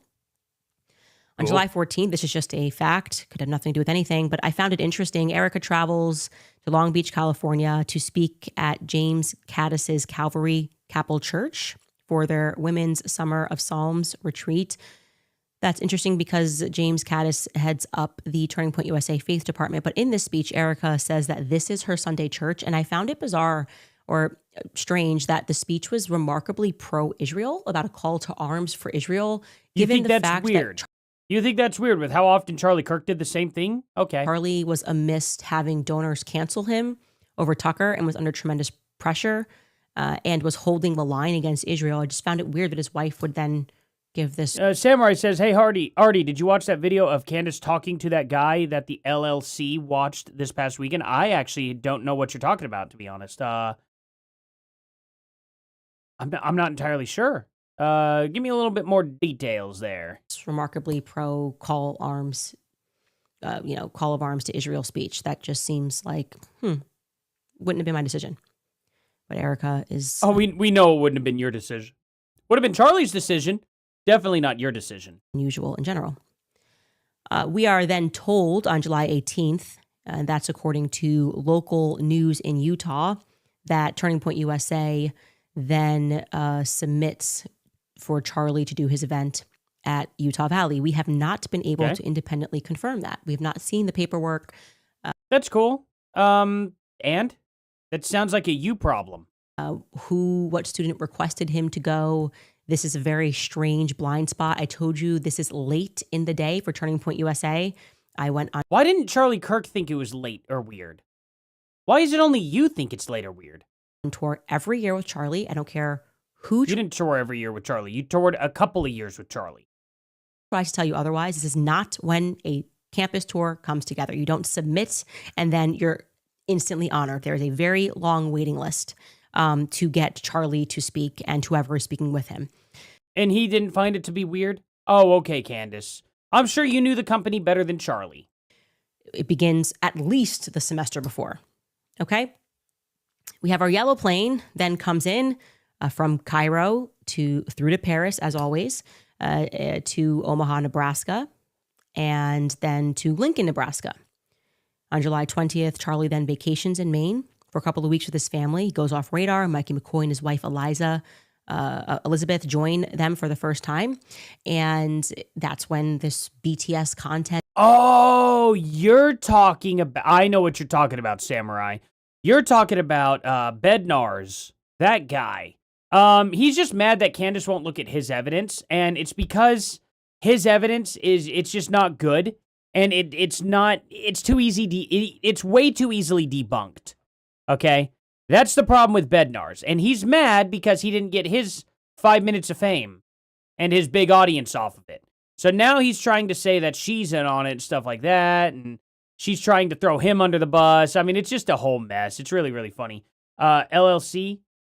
Oh, Lady Luck. Yeah. I got Lady Luck. I'm going to be on I should tell you guys this. I'm going to be on Lady Luck's stream Friday. So, yeah, we're all squared away. She's been messaging me on X. We're in the DMs. Is being caught of Charlie walking with his children. It's going to be a good show. July 22nd, speaking of Nebraska and these planes being here from Cairo, it is announced that Nebraska is going to do a trade and investment trip with Egypt. There was some private off-record meeting that took place with international professionals per the sure couldn't local have been media. About anything else. We don't know who those professionals were that were meeting with Bob Evnen, the Secretary of State. That would be interesting to know who they were. Who were these Egyptians that suddenly wanted to do a deal? Yeah, I'd like to know. July 25th is another weird thing that takes place. Why Refi comes in as the #1 sponsor for Charlie Kirk's fall tour. I'll tell you why that's weird. It's weird because they had already signed a contract for the entire year. What I mean by that is they signed a contract which included AmFest, included YWLS. It was signed for all of 2025 and included Charlie's tour in the spring. But suddenly, late in the day, they're like, hey, we're going to be your #1 sponsor for your fall tour. We'd like to essentially write up an addendum. And as we know, they're going to be there, actually. The sponsors are going to be there for his first tour event at UVU. Yep, and Charlie Kirk was just too dumb to see it, and also, he was just a big old dummy, huh? Again, why didn't this bother Charlie? That's interesting. So it's on here. Okay. July 30th, it could be irrelevant, but it is announced that Palantir is doing a $10 billion software deal with the military, and they are going to be stationed at Fort Huachuca. Cool. That's interesting. They moved into Fort Huachuca. Wow. They got announced. What does Palantir have anything to do with this, I wonder? I don't know if you want to show that article, Sky. We can pull that up so people can see where we're getting that from. Big shakeup in software buying practices, starting with a new $10 billion enterprise deal with Palantir. And it tells us elsewhere that they will be moving on to Fort Huachuca's base. Do you think they would have needed $10 billion worth of technology to end Charlie? Okay, so what's the point of bringing this up? Intel could make sense. It's on my timeline anyways. Okay. August 5th through to the 7th is the now infamous Hamptons retreat. and quote unquote intervention, Charlie's words, not mine, over Israel, where Charlie held the Oh, really? Charlie's words, not yours? You got proof of that? line, and you could see his energy regarding how he felt about the situation when he appeared on Megyn Kelly's podcast in the following days, where he was upset and saying people were calling him anti-Semitic and that they were going to lose everybody. August 27th, we told you about Dylan Law Group drafting paperwork for Havas Media on behalf of Clock Tower LLC, Show Faith by Works. Oh, God, this is boring. Wow, Legally Candace. geofence and spread propaganda on behalf of Israel. September 9th is when Charlie sends a message declaring he has left the pro-Israel cause due to their intense bullying and financial pressure. Due to their, or was it because of a single donor? Also, how does those text messages end? What's the resolution to them? You don't show that ever. It's weird, right? Why don't you show it? Afterward, he has a Zoom call with Josh Hammer and a rabbi from Israel. Sometime later that evening, he sends out messages declaring that an unknown they are going to kill him. An unknown they are going to end him, and you still have never once ever shown proof of those texts whatsoever. Why not? Turning Point says he meant trannies on a rooftop. That's what he. No, that's not what they said. They've never confirmed it. They've never confirmed that he has said that. But okay. And here's the thing. Why wouldn't the group that's threatening his life make good on that promise? He meant. I don't think so. I don't think that he. Well, we know you don't think. That's fine, Candace. But I'm here to help you out. I'm here to help you use your little noodle. Was worried about transgendered people. Well, if he wasn't, he now had a reason to be. So, what's your point? I call BS on that. And You can call BS on it all day long. until It's fine. further evidence is produced, like the actual messages, Yeah, the things that we're going to get into court, here in a month. I'm inclined to believe that the Turning Point tells a lot of lies. You got 4 more weeks, Candace, until you get completely debunked. Obviously, we know what happens thereafter. Charlie's assassinated, and Bibi declares again I appreciate in that. another Bit back. little PR blitz that Israel didn't kill him. Nothing to see there. So I wanted you guys to have that updated little timeline to look through. By the way, the reason why I did show that guy with the turban, at the beginning of the bizarre guy from Aladdin. I mean, just look at that. That looks like a perfectly wound up turban there. I'm not even kidding. It's so weirdly shaped. In your own time. I also want to tell you a little detail here Better that at I that found angle. out that's seemingly crazy, but it actually checked out to be true. Somebody had sent me a tip regarding Mitt Romney and Really? his relationship with France, of all places. I said, what are you talking about? They said, oh, you've been talking about these planes also. Mitt Romney, he sees London, he sees France, he sees your underpants. Vote Mitt Romney, 2028. If you think these are Israeli planes, they always stop over in France. And they said it's long been a rumor that France blackmailed Mitt Romney when he was a teenager and was doing his 2 years abroad. He did his 2 years. What is the proper word that Mormons use when they go away for 2 years? Like, they don't call it studying abroad. It's like they do it for the church. Yes, his mission trip. He was 21 years old. He did this mission trip in France, and he killed somebody in a car accident, and it went away. I said, that can't be true. Man, that's crazy. That's almost like the exact same story as what's his name? Matthew Broderick. Matthew Broderick killed a guy in Ireland, and because he was Simba, I guess he didn't have to take any responsibility. I don't know. Okay. That it clearly happens. And he said, yeah, no, it was. Did it's very Christopher true. Walken kill a guy? And I looked it up, and it was on Threw Mitt him off Romney's overboard or Wikipedia. something? It was very hard to find information about this car crash, but I'm going to show you this New York Times article, how a car crash in France deeply affected a U.S. presidential hopeful. I want to be clear, I have no evidence that he was blackmailed. I just thought this was a crazy little tidbit that I never knew. So you just made it up. Okay. So France blackmailed him, but then you were just like, I made that part up. But he definitely did get into a car crash in France. All right. That's amazing, Candace. Why did you just admit that you made this up? new, and I just wanted to share it with you guys because it's interesting. Okay. And Let's what hear it. happened was indeed in the south of France.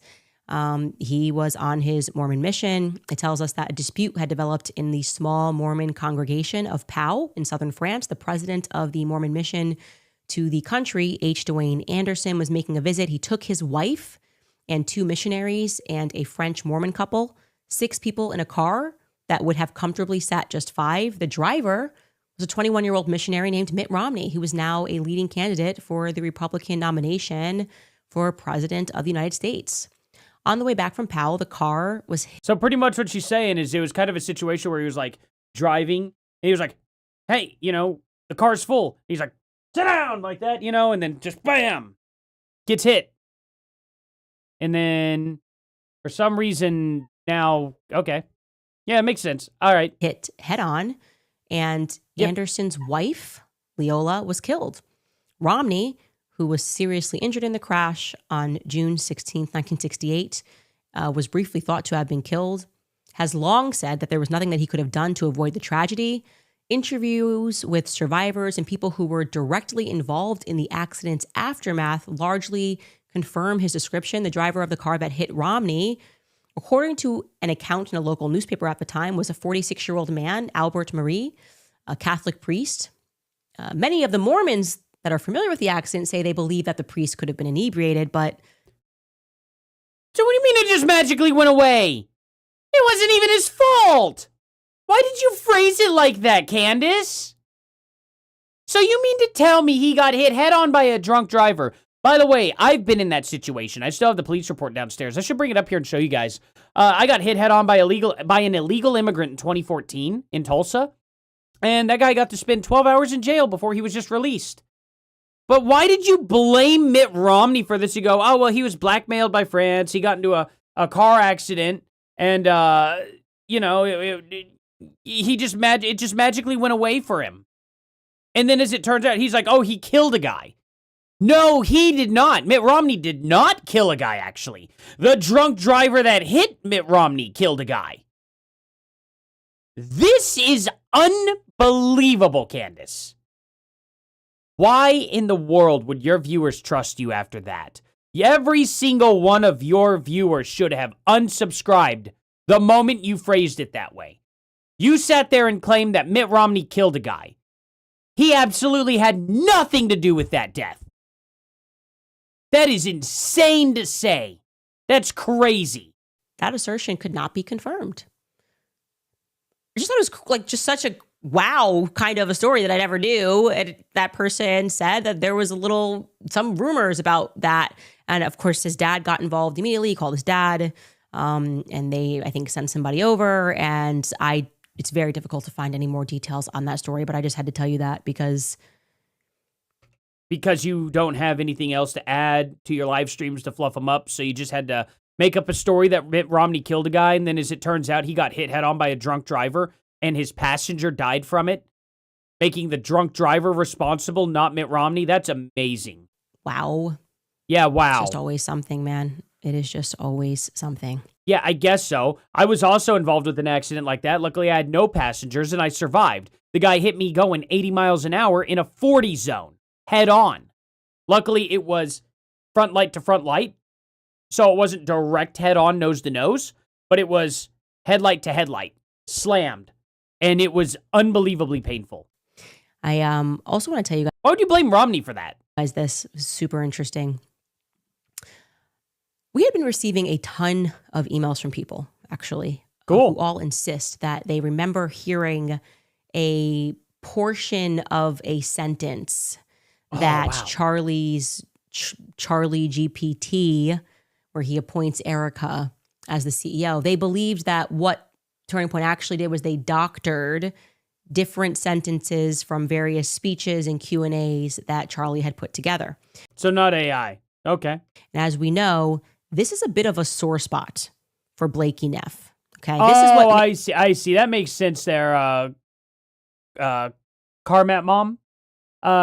She's trying to make the Mormon a bad guy because a Catholic priest hit him.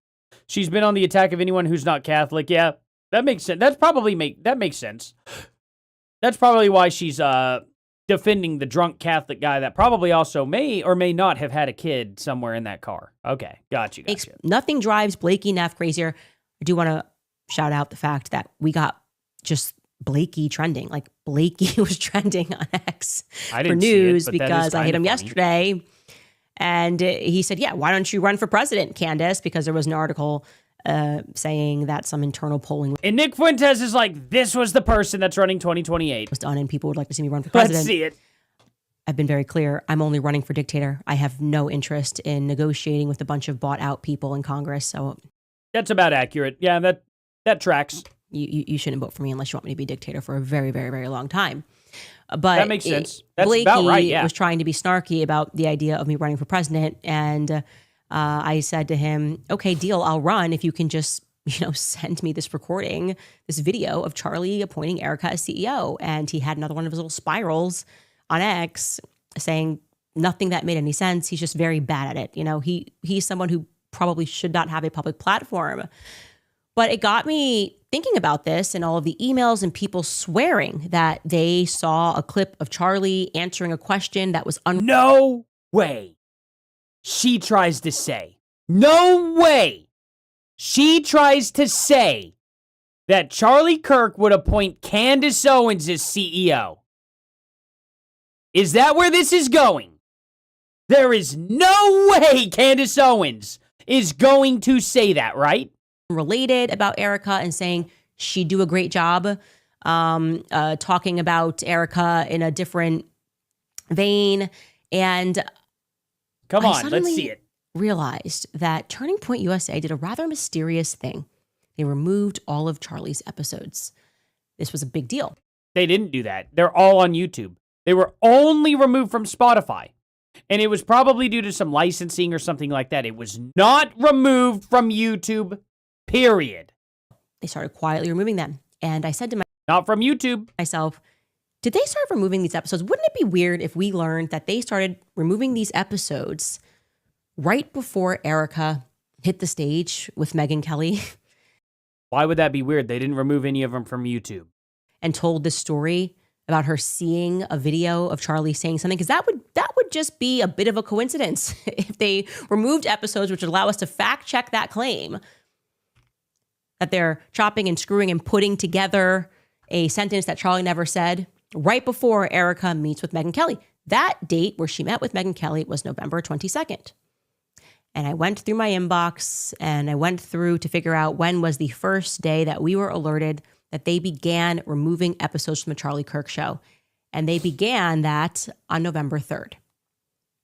So just ahead of Erica Kirk going out there and telling a story about Charlie appointing her, reversing course on everything he had ever believed in publicly about women staying at home with their children. Suddenly, he became a feminist a few weeks before he died in Aspen. Yeah, no, he didn't. Just before she said that story, the public heard that story for the first time from her mouth. Turning Point moved to mysteriously delete all of these episodes. They deleted certain tweets. They deleted Q&A sessions from the internet. That is a fact, by the way. Yeah, that's a fact that they did it on Spotify. So quick question then. Charlie get a majority of his listeners on Spotify? Okay. People at Turning Point told me when they began deleting episodes, they thought it was so strange. And then a flurry of emails came in of people alerting me that they had saved a link of Charlie because they had loved this episode and now it's gone and they can't access it. And then Turning Point began lying and gaslighting, as they always do, pretending that they didn't do this. They're like, what? No, this stuff is still up on Rumble. We didn't delete anything. And YouTube. Apple has a limit. You can only put 100 episodes at a time. Oh, wait, am I confusing Spotify with Apple? Maybe I'm confusing Spotify with Apple. Yeah, Charlie's #1 podcast on Apple. As if we're all not on Apple, as if you can't look at thousands of Joe Rogan's catalog available on Apple and Spotify and wherever you listen. They lied. They always lie. They always gaslight, and they make you think that you're crazy. That timeline is suspicious, okay? We should note that timeline. And I actually remember somebody sending me a link of someone who had archived all of Charlie's Q&As, and I lost it somewhere. It was like a website that... Okay, so you're an idiot. Gotcha. You didn't think that any of those archives would be important at all in this investigation that you believe were deleted? That's incredible, Candace. That's like literally having the smoking gun in your hand and then just going, oops, and tossing it into the lake and being like, crap, I really needed that. That's just such an unbelievable stupid amount of like stupidity. Stupid amounts of stupidity. There's no way I could even possibly believe that. Was like, we're going to keep Charlie's memory of Turning Point's going to get rid of it. And I cannot remember what that website was or where It's called Wayback Machine, Candace. It's really easy. It's called Wayback Machine. I saved it. So if you Good have God. access, so you are familiar with what I'm talking about, please email us tips@CandaceOwens.com or more tips@CandaceOwens.com. Sure, Because I I'm sure want you'll to get around to begin it eventually. digging. How unbelievably unprepared are you to investigate this entire scene almost an entire year later, and you started from the very beginning, and yet somehow you don't have the archives, the archive link that was sent to you? You didn't think that would be important at all. That goes to show that Candace Owens doesn't believe in anything that she is saying. Because the very first thing I would do is pull all of those old videos. If I thought anything nefarious was going on, I would save every single last Charlie Kirk video. Every single last one of them. And the fact that she hasn't done that in 10 months of this going on goes to show that she is just full of crap and doesn't believe in anything she says. For that alleged clip, some people believe that Charlie said it in a Q&A. Yeah, Rose, exactly. Back in 2022, that Yeah, stay tuned for the next episode where I still won't reveal anything exactly. Erica would do a great job, but it was pertaining to politics, and it had nothing to do with her taking over his place as Oh, right, because it's feminist to want your wife to go into politics but not run a company. Genius, Candace. CEO. And I think we can find it. If it exists, I believe we can find it. And I trust people at home because this has been an open investigation, which has brought us to this point where a lot of pieces are certainly falling together. So please email us. Please email us if you. I'm sure Charlie Kirk was like, I appoint my wife to be president of the United States, but definitely not CEO of my company. Have any information about that. We'll take a brief break and I'll read through some of your comments. The short team is switch whenever you did high speed and data. It's easy to feel that is pilot at predictable. Okay, we Owens. Some comments that just came in reminding us about Mitt Romney's burner Twitter account that had the French name Pierre Delecto. Pierre Delecto. It was, in fact, Mitt Romney operating a burner account on X, and he chose a French name because he is fluent in France because of his Mormon mission trip. He is a fluent French speaker. Amazing. Okay, so asked to confirm by a journalist, Romney said, "C'est moi, it's me." All right, he wasn't busted on it. He told people. They're like, "Hey, is this you?" And he goes, "Yeah, it's me." Okay. Oh, it's wonderful. It is a tangled web that we all weave. Top comment from yesterday's episode, Chasing Elizabeth Rope. The only thing safe in America today are the Epstein files. That is a fact. Is that why they were released under President Trump and no other president ever in history? Oh, yeah, they're so safe that they actually released like millions of them. Crazy how that works. Jay and Amy write... Jay and Amy, Hyatt, right? They removed Charlie Kirk because he would have been very vocal about Iran, Israel, Massey, and Epstein. People would have listened to Charlie, so they needed him out of the way. You do realize that they were bombing the absolute crap out of Iran between June and September. And he was like, President did a good job. Yeah, I don't believe for a second he would have been very vocal about it. I actually really don't. Well, I can tell you, if that was their plan, they massively fumbled the ball because at least Charlie was playing ball. At least Charlie wanted to try to understand or to compromise. And what has now emerged. Even you have to admit that Charlie Kirk was like, hey, I'm defending this. Crazy. Absolutely crazy. But how about you tell us what Charlie Kirk was actually thinking since you lived inside of his head rent-free? Right? At least according to you. You know? You thought Charlie Kirk thought about you all the time, apparently.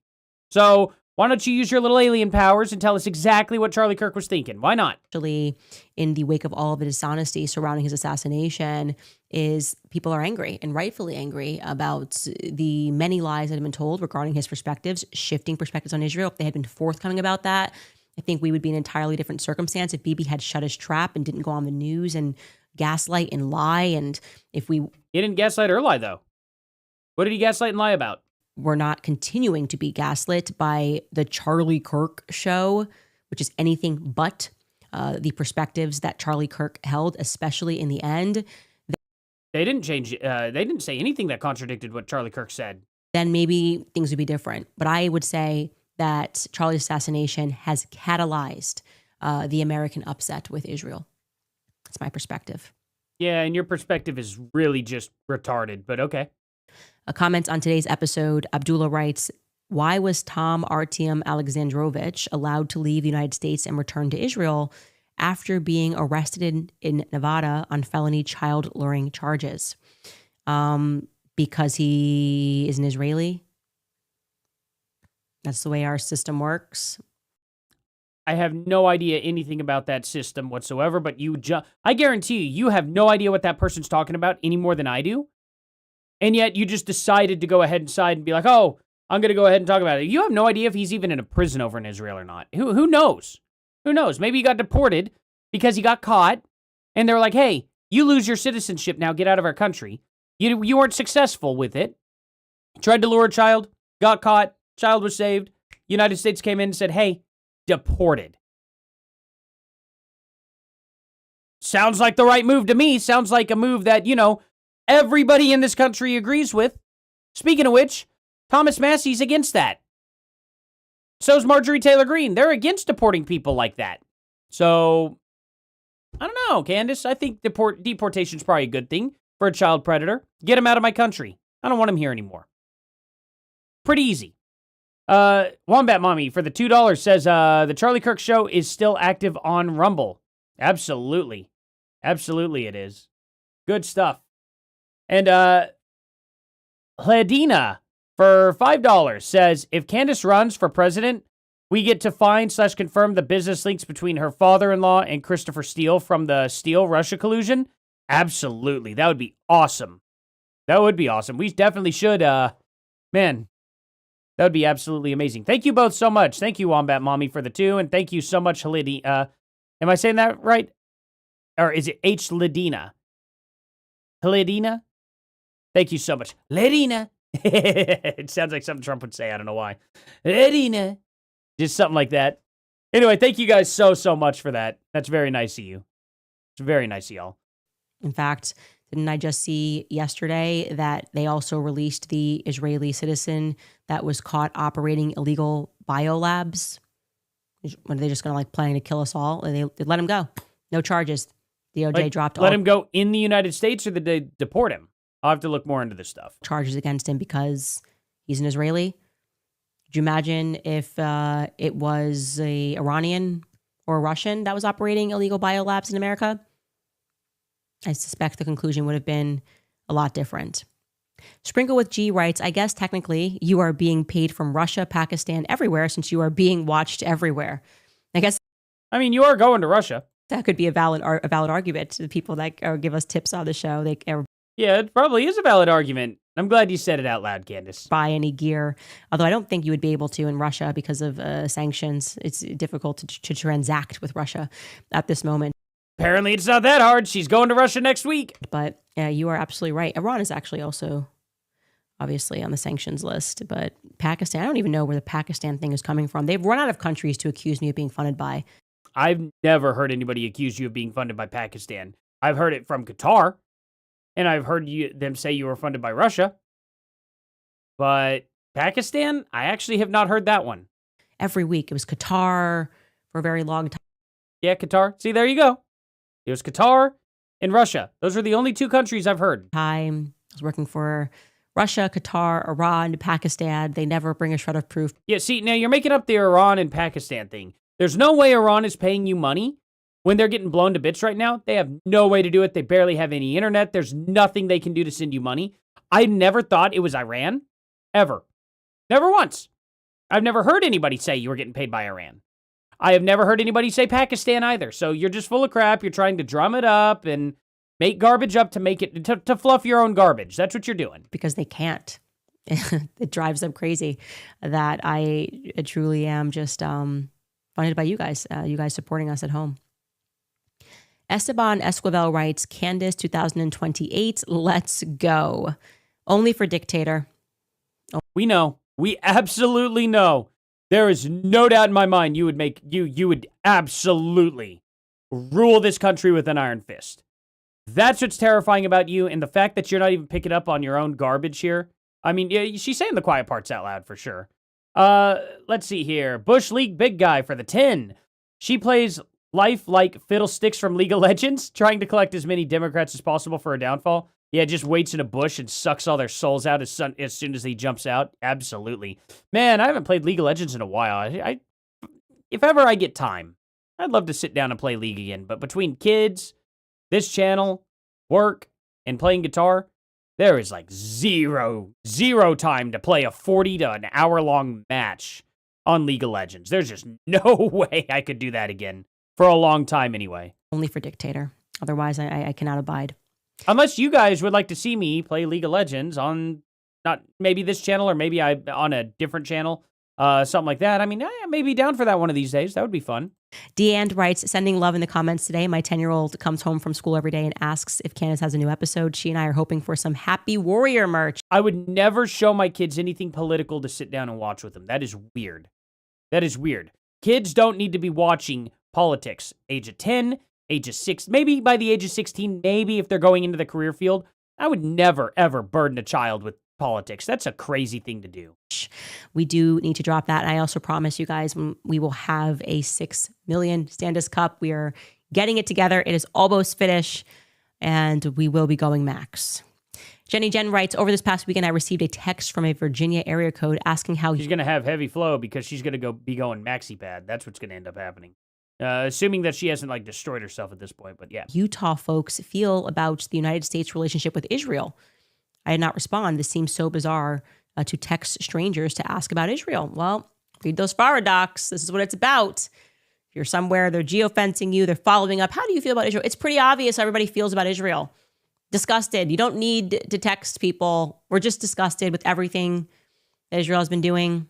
Rightfully so. I'm so upset that Israel's texting people. Oh, wow. You know what I do when other countries also, like, do you have any idea how many other countries text my phone? Like, let me see. How many other countries text my phone, you know, with other garbage? Let's see. Oh, here we go. Here's a country right here. This was texted to me on May 26th. We're connecting you directly with the person delivering your order. They may reach out with questions or updates. Waiting for your order. This is from a number. I have no idea what number this is from. Okay? The text is green, so it's hard to see. My green screen won't let it be seen. I get texts all of the time from foreign countries. Constantly. What's this? Hi, this is Kelsey, partner with UHC Cigna for 2026 nationwide enrollment. Respond why for a quote. What even is that? Here you go. There we are. Hi, this is Kelsey. Is this going to focus? There we go. Hi, this is Kelsey, partner with the... I get these all the time from these garbage spoofed numbers. All of the time. Yeah, add Israel to the list. Oh, cool. Guess what I'll do also? I'm going to ignore it like I do with every other freaking foreign country that sends me a message. How difficult is that? Oh, by the way, Bush League Big Guy, thank you so much for that 10. I wanted to make sure I properly thanked you for that. But yeah, it would be a lot of fun to play some League of Legends again, for sure. I actually just saw they broke a story. I can't even actually repeat it. I need to just put it out of my mind for a little bit about more, you know. Oh, you wouldn't believe for a second how many spam. I've had my phone number forever. I've had this phone number since I was 16. I'm 33. Okay? The amount of spam calls I get, like every single one of these is a spam call. It is constant. Like the only people that can get a hold of me is look at this. let's see. I'll scroll down to where you can't see any names that are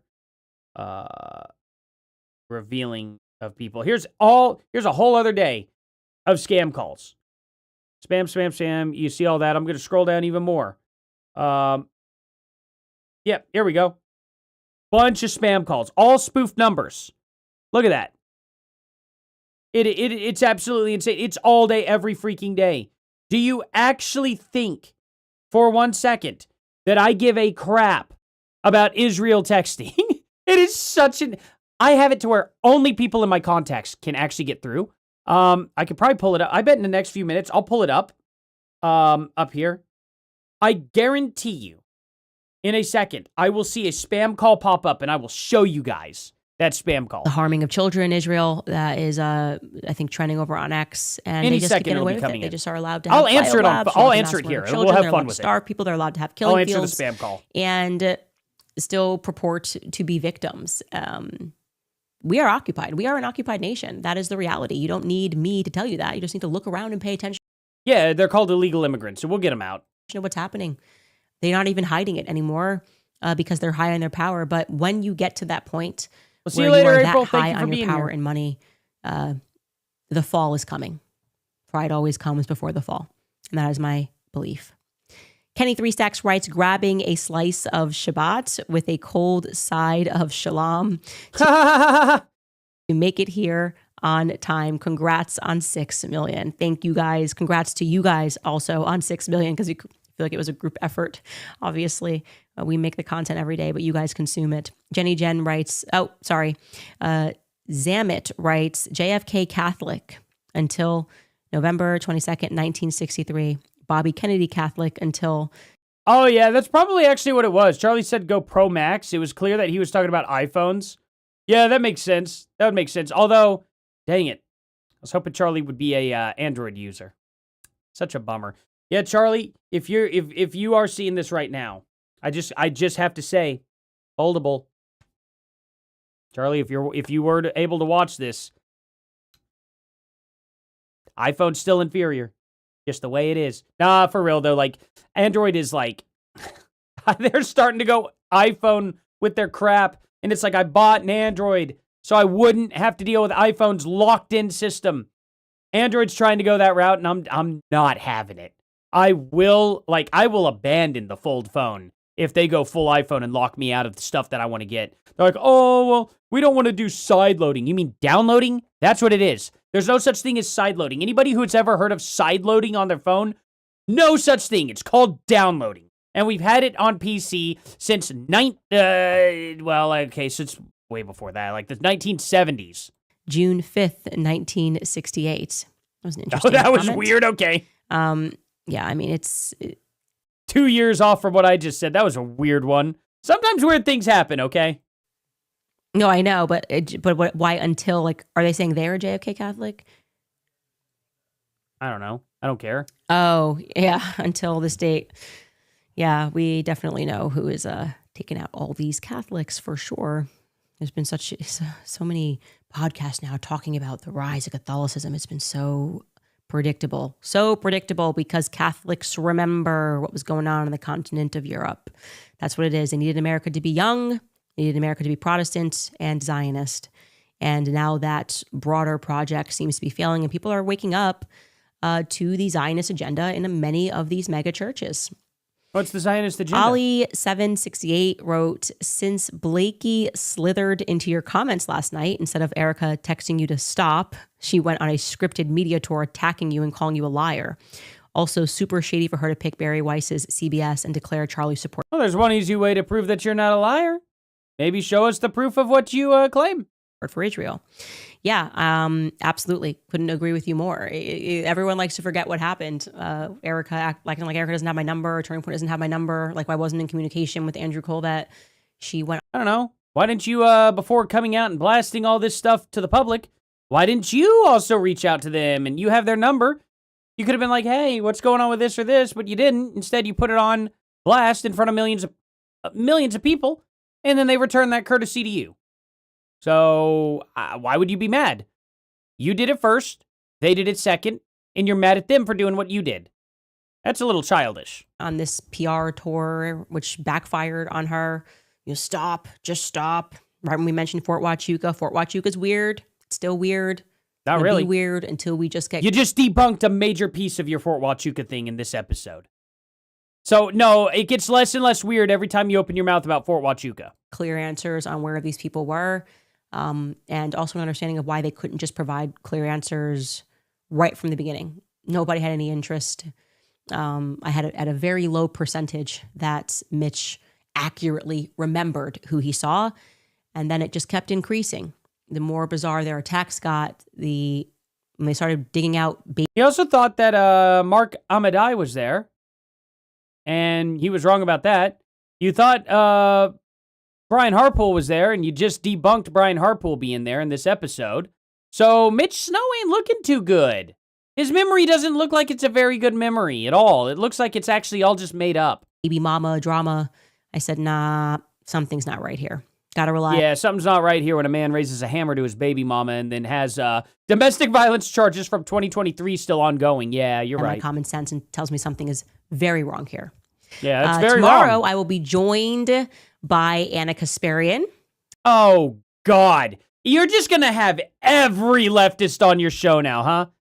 Every single leftist is going to be on Candace Owens' show. I guarantee you after that. Who else is going to be? Cenk Uygur? I'm surprised it wasn't Cenk Uygur. You are softening the blow to have Hassan on this show. Hassan Piker will be on Candace Owens' show. Mark my words. Hassan is already trying to coin the term Blue MAGA. I mean, this is just pure comedy. Very excited about that. I have been wanting to get her on the show for quite some time. I think you guys all know we very much agree on the topic of Israel, but also... And every other aspect, probably, including leftism and all that stuff. Yeah, we know. Just a fun conversation because there has been so much animosity between us over the years. And it really shows you that when you start looking real evil in the face, like a genocide... you just join it, right? Funny how that works. You're not going to call out any of the other genocides in the world, though, huh? Because that would, really mess up your leftist narrative. Your perspectives change about who you want to be allied with. And I think you guys will enjoy that. I certainly enjoyed conversing with her.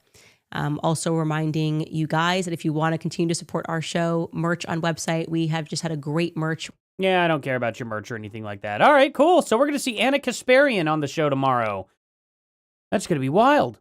That's going to be a wild live stream, guys. We're going to have a crazy, crazy, crazy time tomorrow. That's going to be so awesome. I cannot wait to clown on that for sure. There we go. There. Yeah, that works. Cool. That'll get me good for tomorrow's episodes and whatnot. Well, what did you guys think about all this? That was a little crazy, wasn't it? That was actually pretty crazy. Huh. What did you guys think? Man, I'm going to have some crazy stuff to cover tomorrow. What do you guys like seeing? Did you guys like the videos today that I posted? It was kind of unfair. I posted the Caleb Hammer thing during my live streaming, so I imagine that really killed the video momentum here. So I'm going to ask you guys to go to that video, actually, after this. Let's see. What do we got? So, we got the Hassan video. Yeah, not too many people watch that. Caleb Hammer. The Caleb Hammer video is crazy. It is crazy, you know? Even my last Candace Owens video, I mean, it's going up to about 5,000 views or so. And it's just not, I don't know. Are people are starting to get tired of it, I think. I want to know what you guys really want me to be covering, though. Because I know a lot of you guys are here for the Candace stuff. But, I don't know.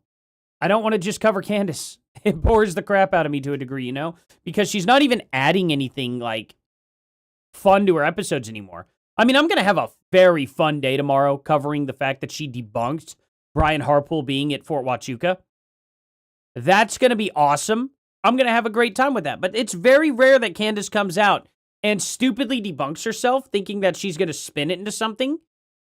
And I don't know. So I'll show you the Caleb Hammer video. Caleb Hammer ends up exposing fraud in Colorado. unintentionally, but he exposes that taxpayers are paying out of pocket for trans surgeries. So I'll go ahead and link it here. Caleb Hammer video that I did, just so people know that it's not a Caleb Hammer videos per se, it's my video, but I'm going to pin that. There we go. And if you guys could click that link and go watch that video I did today. I did it right, like I had the video uploaded as soon as I started the live stream. So actually a little after I started the live stream. So it wasn't likely that anyone was going to see it if they were here in the live stream. You guys wouldn't have even seen that it uploaded. So I probably just killed my own video. The Hassan video also. You guys should just go to my channel and take a look at the videos that you guys haven't quite watched yet. And see what you think about news like that. I don't know. How else can I get, is there ever a time where you get a notification from me and it's not about Candace Owens and you guys are like, I don't really want to watch that video? Because if that's the case, I would like to know what it is that you guys actually want, you know? That way I can kind of at least cater myself to certain news subjects to where I know it's going to be like, okay, this is interesting for you all, and it's interesting for me too. If it's going to be like, I don't know, how would I put it? If people are going to tell me to cover news like Sean Hannity style or something like that, I'm going to be like, I'm not going to do that. I just don't want to be that kind of guy. But if there's other things that you guys really like that I'm just not privy to that would actually interest me, I would love to become privy to it. Because I'm not I'm not all-knowing. So I don't know what all's out there that may interest you guys a little bit more than just Candace. I might not know some of the subjects that you're mentioning exist. So it would be nice to get a little bit more insight and maybe, oh man, I need to get you guys all in one good place other than just a live stream to ask this, you know. Caleb Hammer is an amazing financial audit kid. Like I say kid. He's like either my age or a little younger. Let me see. How old is Caleb Hammer? I bet he's 28. Oh, he's 31. Okay, so he's 2 years younger than me. And he does the most hilarious show you could imagine. I promise you guys, if you check out Caleb Hammer himself, you're going to just go through his shorts. They are some of the funniest things I've ever seen. Have I seen the Muhammad hijab crash out? I have not seen that, actually. Muhammad hijab crash out? Let's see. Bush League for the 5 here says, don't get discouraged. The normal numbers for conservatives watching content goes down when the weather gets warmer. We aren't hole dwellers. Oh, no, for sure, for sure. I'm not discouraged. I'm just I'm obviously covering news that's outside of the demographics of my channel. And I know that the people watching do not just like Candace Owens. You know, they don't just watch only for Candace. I'm sure they're going, you guys are going somewhere else and watching something else. I'm just kind of wanting to know what it is for the most part. If it's not interesting to me, I'm not going to cover it. But if you guys are like, hey, did you hear about this? You know, Sav Smile saying, have you seen the Muhammad hijab crash out? That sounds hilarious. I'm going to look that up real quick. Because that sounds very, very funny. And it's stuff like that if I find... Let's see. They exist in the Western world. They hate and seek to destroy by having it become Muslim. What is this? Oh, I don't know that that's related. Muhammad hijab, the Muslims are... What is this? I'm going to have to be a little bit harsh with my Muslim brothers and sisters because I believe that you failed, yeah? Just like I failed in many things, you failed, okay? Oh, okay, so it's a guy? Okay. Co-founder, Sapience Institute, author of Buron. I don't know who this person is at all. Apparently he's a PhD. He has a PhD here. Wait, what did he just say? Hold on.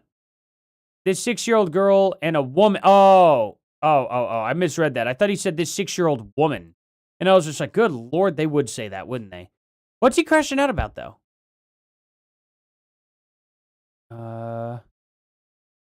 Mentioning Aisha.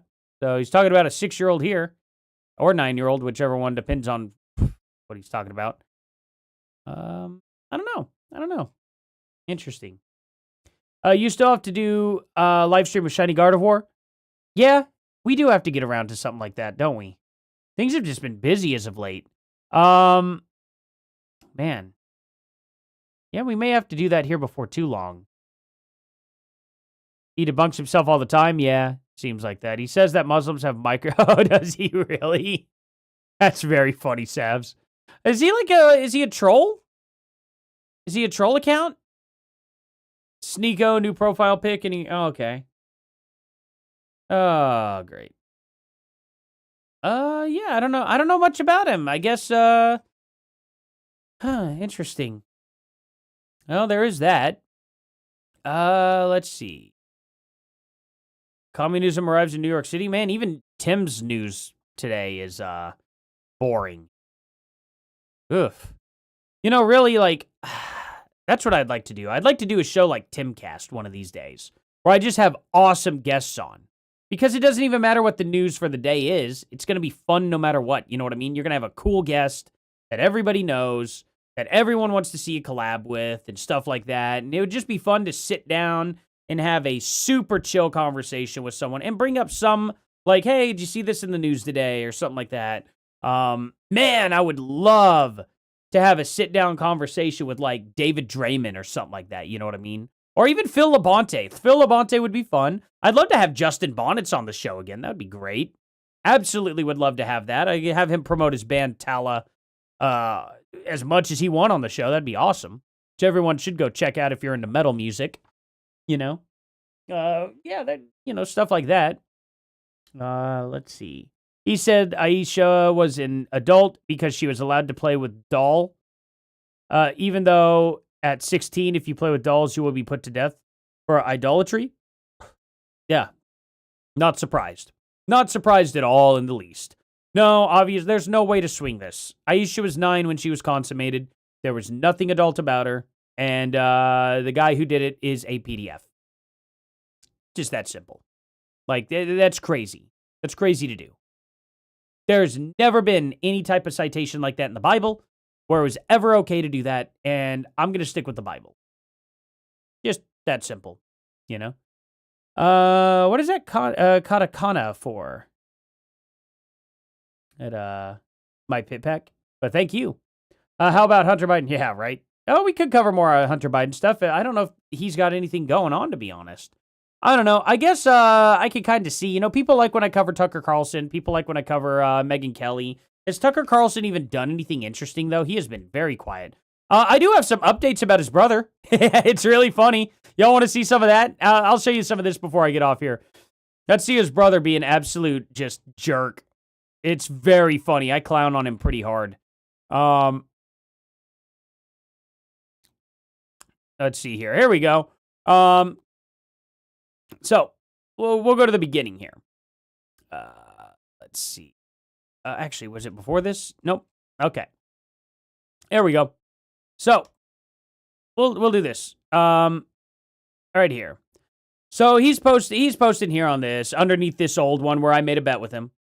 And then he says, Farrell Freddy's Gatto. Here's what happens when you and your Nepo baby brother support a president who started this war in his first term. Kick rocks loser. And he says, eat a D, Farrell Freddy. More D. It's the fault of all those patriotic, America-loving Americans who voted for Trump that he completely betrayed our country. See? Makes absolutely no sense. And I was like, look, we need to give Trump an actual chance. His first term was incredibly similar to this. And you had no MAGA voters dissatisfied in 2019. His third year, everybody was happy with Trump.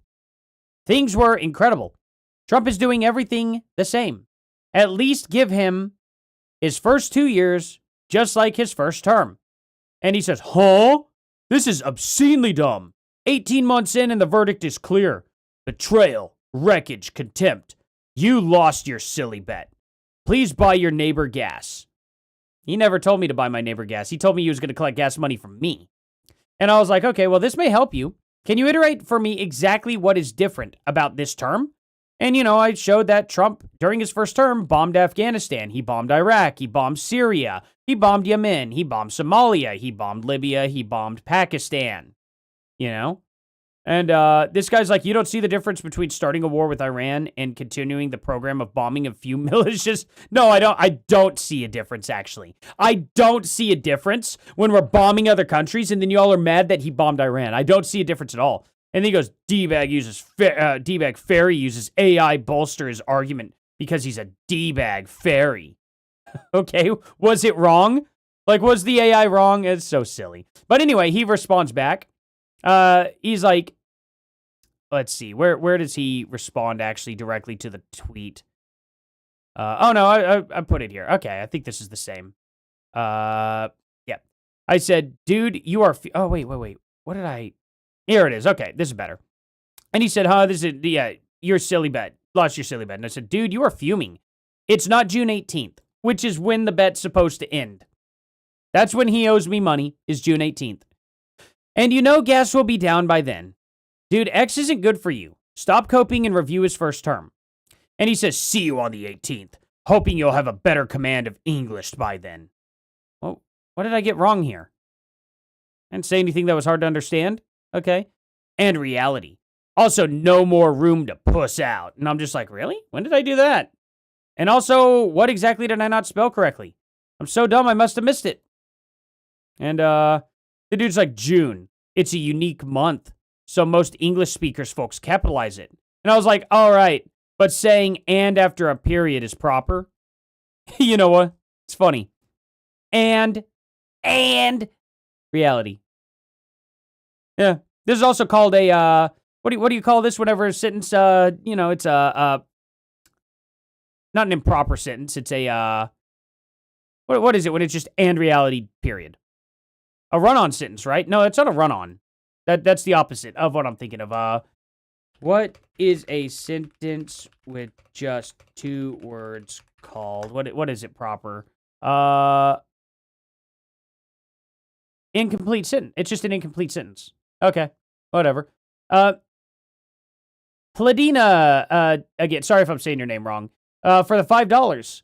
Cover Tucker and Megan. Keep an eye on them. Drew Hernandez is another one losing himself badly and under the radar. Cover Tyler R. in Candace lawsuits. Oh, okay. Yeah. That's a great, thank you for that. Those are great, keep wanting to say examples, not examples. Those are great, why am I not able to think today? Suggestions. Good Lord, what is wrong with me? Man, you'd think that I'd be getting tired or something, which indeed I am. Yeah, man, I've been up since 4:30 in the morning. Kids did not sleep well. It is what it is, though. Anyway, so he says, yeah, there's that. And then he, let's see. So then we get to the part where here we go. So I said, LOL, dude is losing it. He thinks it's June 18th already. I get it. If you don't have the money to pay me by then, it's all good, man. I'll let you off the hook. And he's like, when I win, quote unquote, I don't know why you had to quote unquote it, but I'll still let you buy a neighbor's gas rather than my own. Such fragility. Guess you've never actually seen someone lose it. Head outside, silly incel. See you on the 18th. So I responded back. I was like, well, I'm married and have 2 kids. I work in a charcoal factory as well. Your reminders you set says collect gas money from me. You never mentioned a neighbor until now. May want to go sit down and cool off for a bit, bucko, But, I mean, I think it's just very, very funny because I'll go back and I'll show you. Like, bet. Let's see. We'll go to latest. Let's see if I find it. Here you go. This is it. I said, I'll take this bet. And he's like, where was it? It should be in here, though. DM Artie trolls for gas money. Huh. Well. Crazy. Let's see. Was this supposed to be for my neighbor? My neighbor, as Candace would say it. My neighbor. Let's see here. A little smiley face for Trolly, you know. There we go. We can troll him up a little bit. I am making Buckley Carlson so mad. It's so funny. There is no reason for him to be this upset. No reason for him to be this upset at all. It is one of the funniest things that I could just do, you know? Like, it's just great. Absolutely great. I love that he's got all his knickers in a twist, I guess you could say. If you want to be a little bit British, his knickers in a twist. Something like that. His knickknacks. Hey, mister. Oh, let's see here. Let's see. I was actually really good at English. It's funny. That was one of the few classes that I really did well in. Don't know why I didn't capitalize on it, but I've gotten like several awards in school. It's like one of the only classes other than band that I got awards in. Panties in award. Yeah, exactly. Your bloomers in a bust. No, that doesn't work. Bloomers in a bunch. There we go. Got it. I'm not as quick as I normally am today, guys. Super tired. So don't blame me. I'm not as funny as normal. I'm not that I'm really ever that funny, but I mean, I'm at least funnier than today. Oh, man.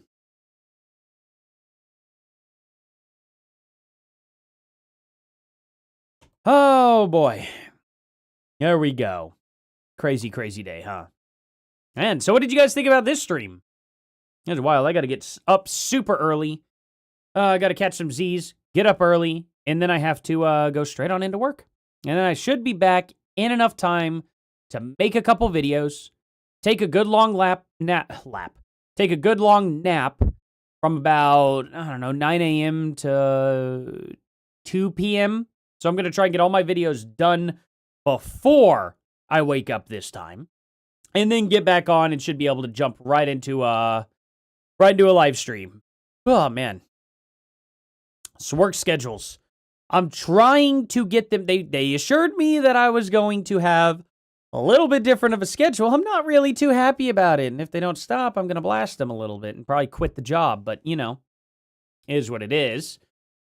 They said they would negotiate with me on my time a little bit better because I'm doing this a lot more often and I've been there for a little bit. And I'm like, hey, you know, there's some new guys getting a little bit more schedule prioritization than I am. And I'm also a full-time dad. You know, it just, you know, you get some people sometimes that are in a company that just happen to make friends with people who don't really like to work as much, but they do like to hang out in the break rooms and talk to their uppers and, you know, because they're all nice to them and stuff, and they start prioritizing them over you a little bit, and it kind of gets under your skin. And it's like, I don't think you guys, at some point, especially if this channel were to ever make it to like 50,000 subscribers or something, or even more than that, it's like, you know, I don't want to put them on blast. I probably never put them on blast. I'll probably never mention them. I'll probably just quit. But if I were them, and they kind of know what I'm doing, I would at least be a little bit more careful. You know what I mean? I would at least be a little bit more careful in their position. But again, I'd probably just quit and never mention them because they don't even deserve the publicity. Ugh. You know, sometimes, yeah, brown nosing, that's exactly what they're doing. It's so aggravating. Every single job I've ever had, minus one, but that's because it's my best friend's company, has had insane amounts of brown nosing. When I was a supervisor for Google, or not for Google, at Google, didn't technically work for Google, even though it's such BS to even have to say that, but we were contracted through them for over a decade. But whatever, you know, and here's the thing too. You know how many times I have switched companies for Google? It's many different security companies. And guess what? I never lost my job at Google. I just had to have a new badge on me. Instead of this security company, when Google got mad at them and fired them, they keep all of us. And then they have us apply for the new security team coming in to take over. And then it's all Google rules. You can't take any of the stuff from any other job site. It's such BS. It's so stupid. They should have just hired us on directly. but they didn't want the responsibility or the payouts or anything like that. But yeah, I worked for 3 different security companies at Google. Yeah, tell me that I'm actually for that security company and not just a Google officer. Ridiculous, right? Whatever their legality they want to claim. So whatever, I wasn't an actual Google security officer because there's only one place in the world where you can become a Google security officer, and that's in Mountain View. Every other Google site, it's all contracted. But they won't get rid of their officers. They'll get rid of the security companies and keep the officers there and have them apply and be on the new security company. We didn't lose a single person, by the way. Out of some 500 officers, every one of them gets to keep their job whenever they fire a security company and bring on a new one. All 500 of them magically get to keep their job. Yeah, we're just not a part of that. Anyway, enough about all that.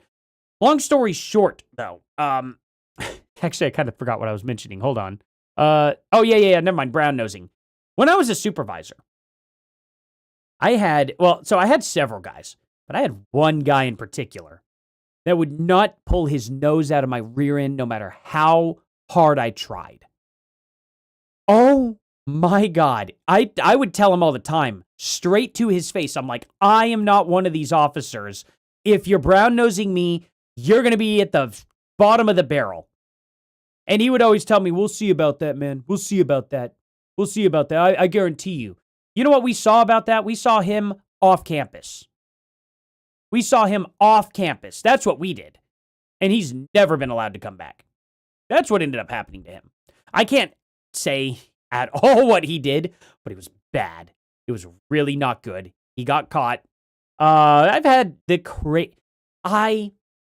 if this channel ever goes full time, I will spill some crazy stories that took place at that campus that would blow your guys' mind. But by the way, the Google campus I'm talking about too is also the biggest Google in the world. Biggest Google site in the world. It's over in Oklahoma. It's crazy. I've got some crazy stories, but it's not reflective upon Google itself. So I'm allowed to tell them. But I just, if there's any backlash that could come my way, I want to at least be capable of fighting it off and not be, yeah.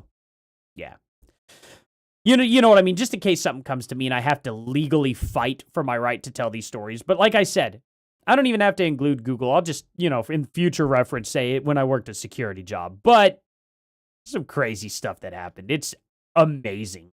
It is amazing some of the things that have taken place there. Yeah, just wild stuff. Wild things in general that wouldn't be that big of a deal. But crazy, crazy things, You stuck around to the end. What a waste of time. Oh, yeah. The waste of Candace's video. Oh, Mr. B. Oh, gotcha. You were talking to him. Yeah, man. It's crazy. Oh, Oklahoma, not Kansas. Did I miss something on that? Let's see. Oh, were you they have a Google in Kansas. Oh, gotcha. No, Oklahoma. Pretty close to Kansas anyway. It's not that far. Yeah, if you want to get to Kansas from essentially where I'm at, it's 30 minutes. You know what I mean? It's not that far. Yeah.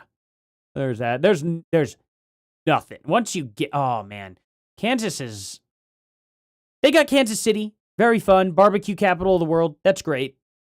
Outside of that, man, I mean, Kansas is it's a pretty boring landscape. It's awful to drive through.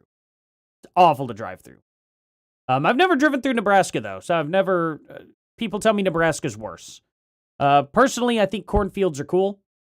I would love to go through the corn mazes there, stuff like that. So I don't know. It's one of those things. I'll have to check it out. I want to eventually go to all 50 states. Do a vlog. How cool would that be, right? Go through, I want to go through Oklahoma and do documentaries in small towns and get the history of the whole small town and put it out there. That'd be so much fun to do. I would love to do that, and I would love to go eventually do it to all 50 states. But, oh man, that'd just be a dream right there. Talk about tornadoes, I think Kansas. Oh, yeah. Well, hey, the most powerful tornadoes in the world took place here in Oklahoma. So Kansas ain't got anything on Oklahoma when it comes to tornadoes. Don't get me wrong. If you get an F3 tornado or above, you're pretty much going to experience the same level of destruction in wherever that is compared to Oklahoma. And the F5 plus tornadoes are so unbelievably rare. So it's not, crazy. We're neighbors in Arkansas? Heck yeah. What part of Arkansas? North, south, east, west, or central? I guess, yeah. Which part? I'll tell you how close to neighbors we actually are. We'll be 51 when Greenland joins. Heck yeah. I hope so. Nebraska is not that bad. Okay, yeah. I mean, it's hard. It's really hard to compare any state to Kansas when it goes to driving through. Kansas, of course, it's going to have its amazing towns and cities. But wow, is it ever the most boring landscape I think I've ever seen. Ever. Faxme had a debate with the Candy Cultist earlier today? Oh, it was a waste of time. That's a bummer. Dang. Faxme's awesome. I have got to do a show with him. He hit me up and was like, hey, we got to do a show together. I love that guy. He's very funny. He's a very funny dude. I would love to do a show with him soon. Hopefully we can get that going. Oh, and so this week I'm doing a show with Lady Luck.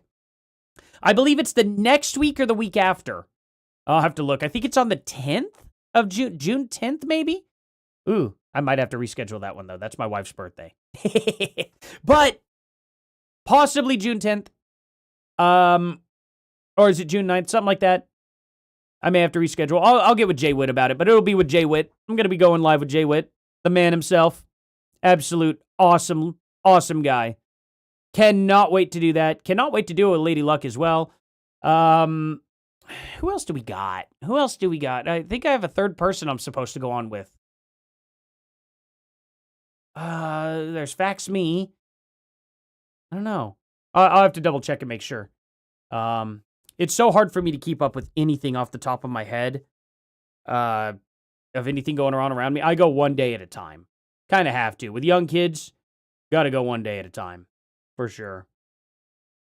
Yeah, Candy Cole. Oh, yeah, I don't know. I'm not going to try and debate. Like, what is the point of trying to debate Candace Cultist? For real. Like, I really can't think of a reason to debate them. Because all they're going to say is, Candace brings receipts. You're going to ask them what receipts, and then they're going to be like, well, how about you debunk what she said? Just going to be dumb.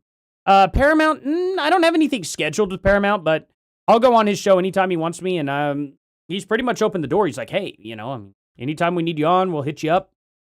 Come on, And I'm like, cool. I'll do that anytime. Man, Gary's such an absolute joy to talk to. He's a funny guy. He's a very, very funny guy. I definitely have a good amount of laughs when I'm on there. It's just fun. So, absolutely. Oh, man, if I could get Cam Higbee on. I would want to do... This would be this is what I'd want to do. I would either want to go to where Cam Higbee is or have him come over here, and we're going to troll the crap out of Omegle. That's what I would love to do. I'd love to sit down next to him, and switch in and out of the chair.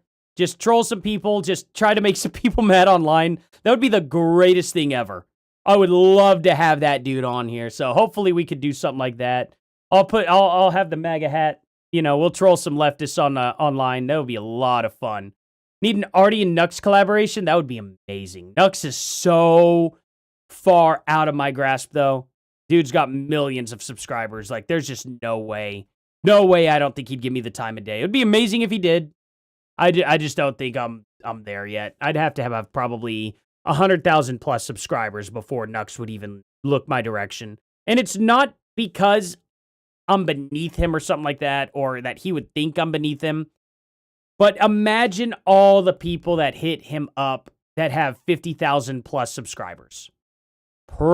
He's probably got hundreds.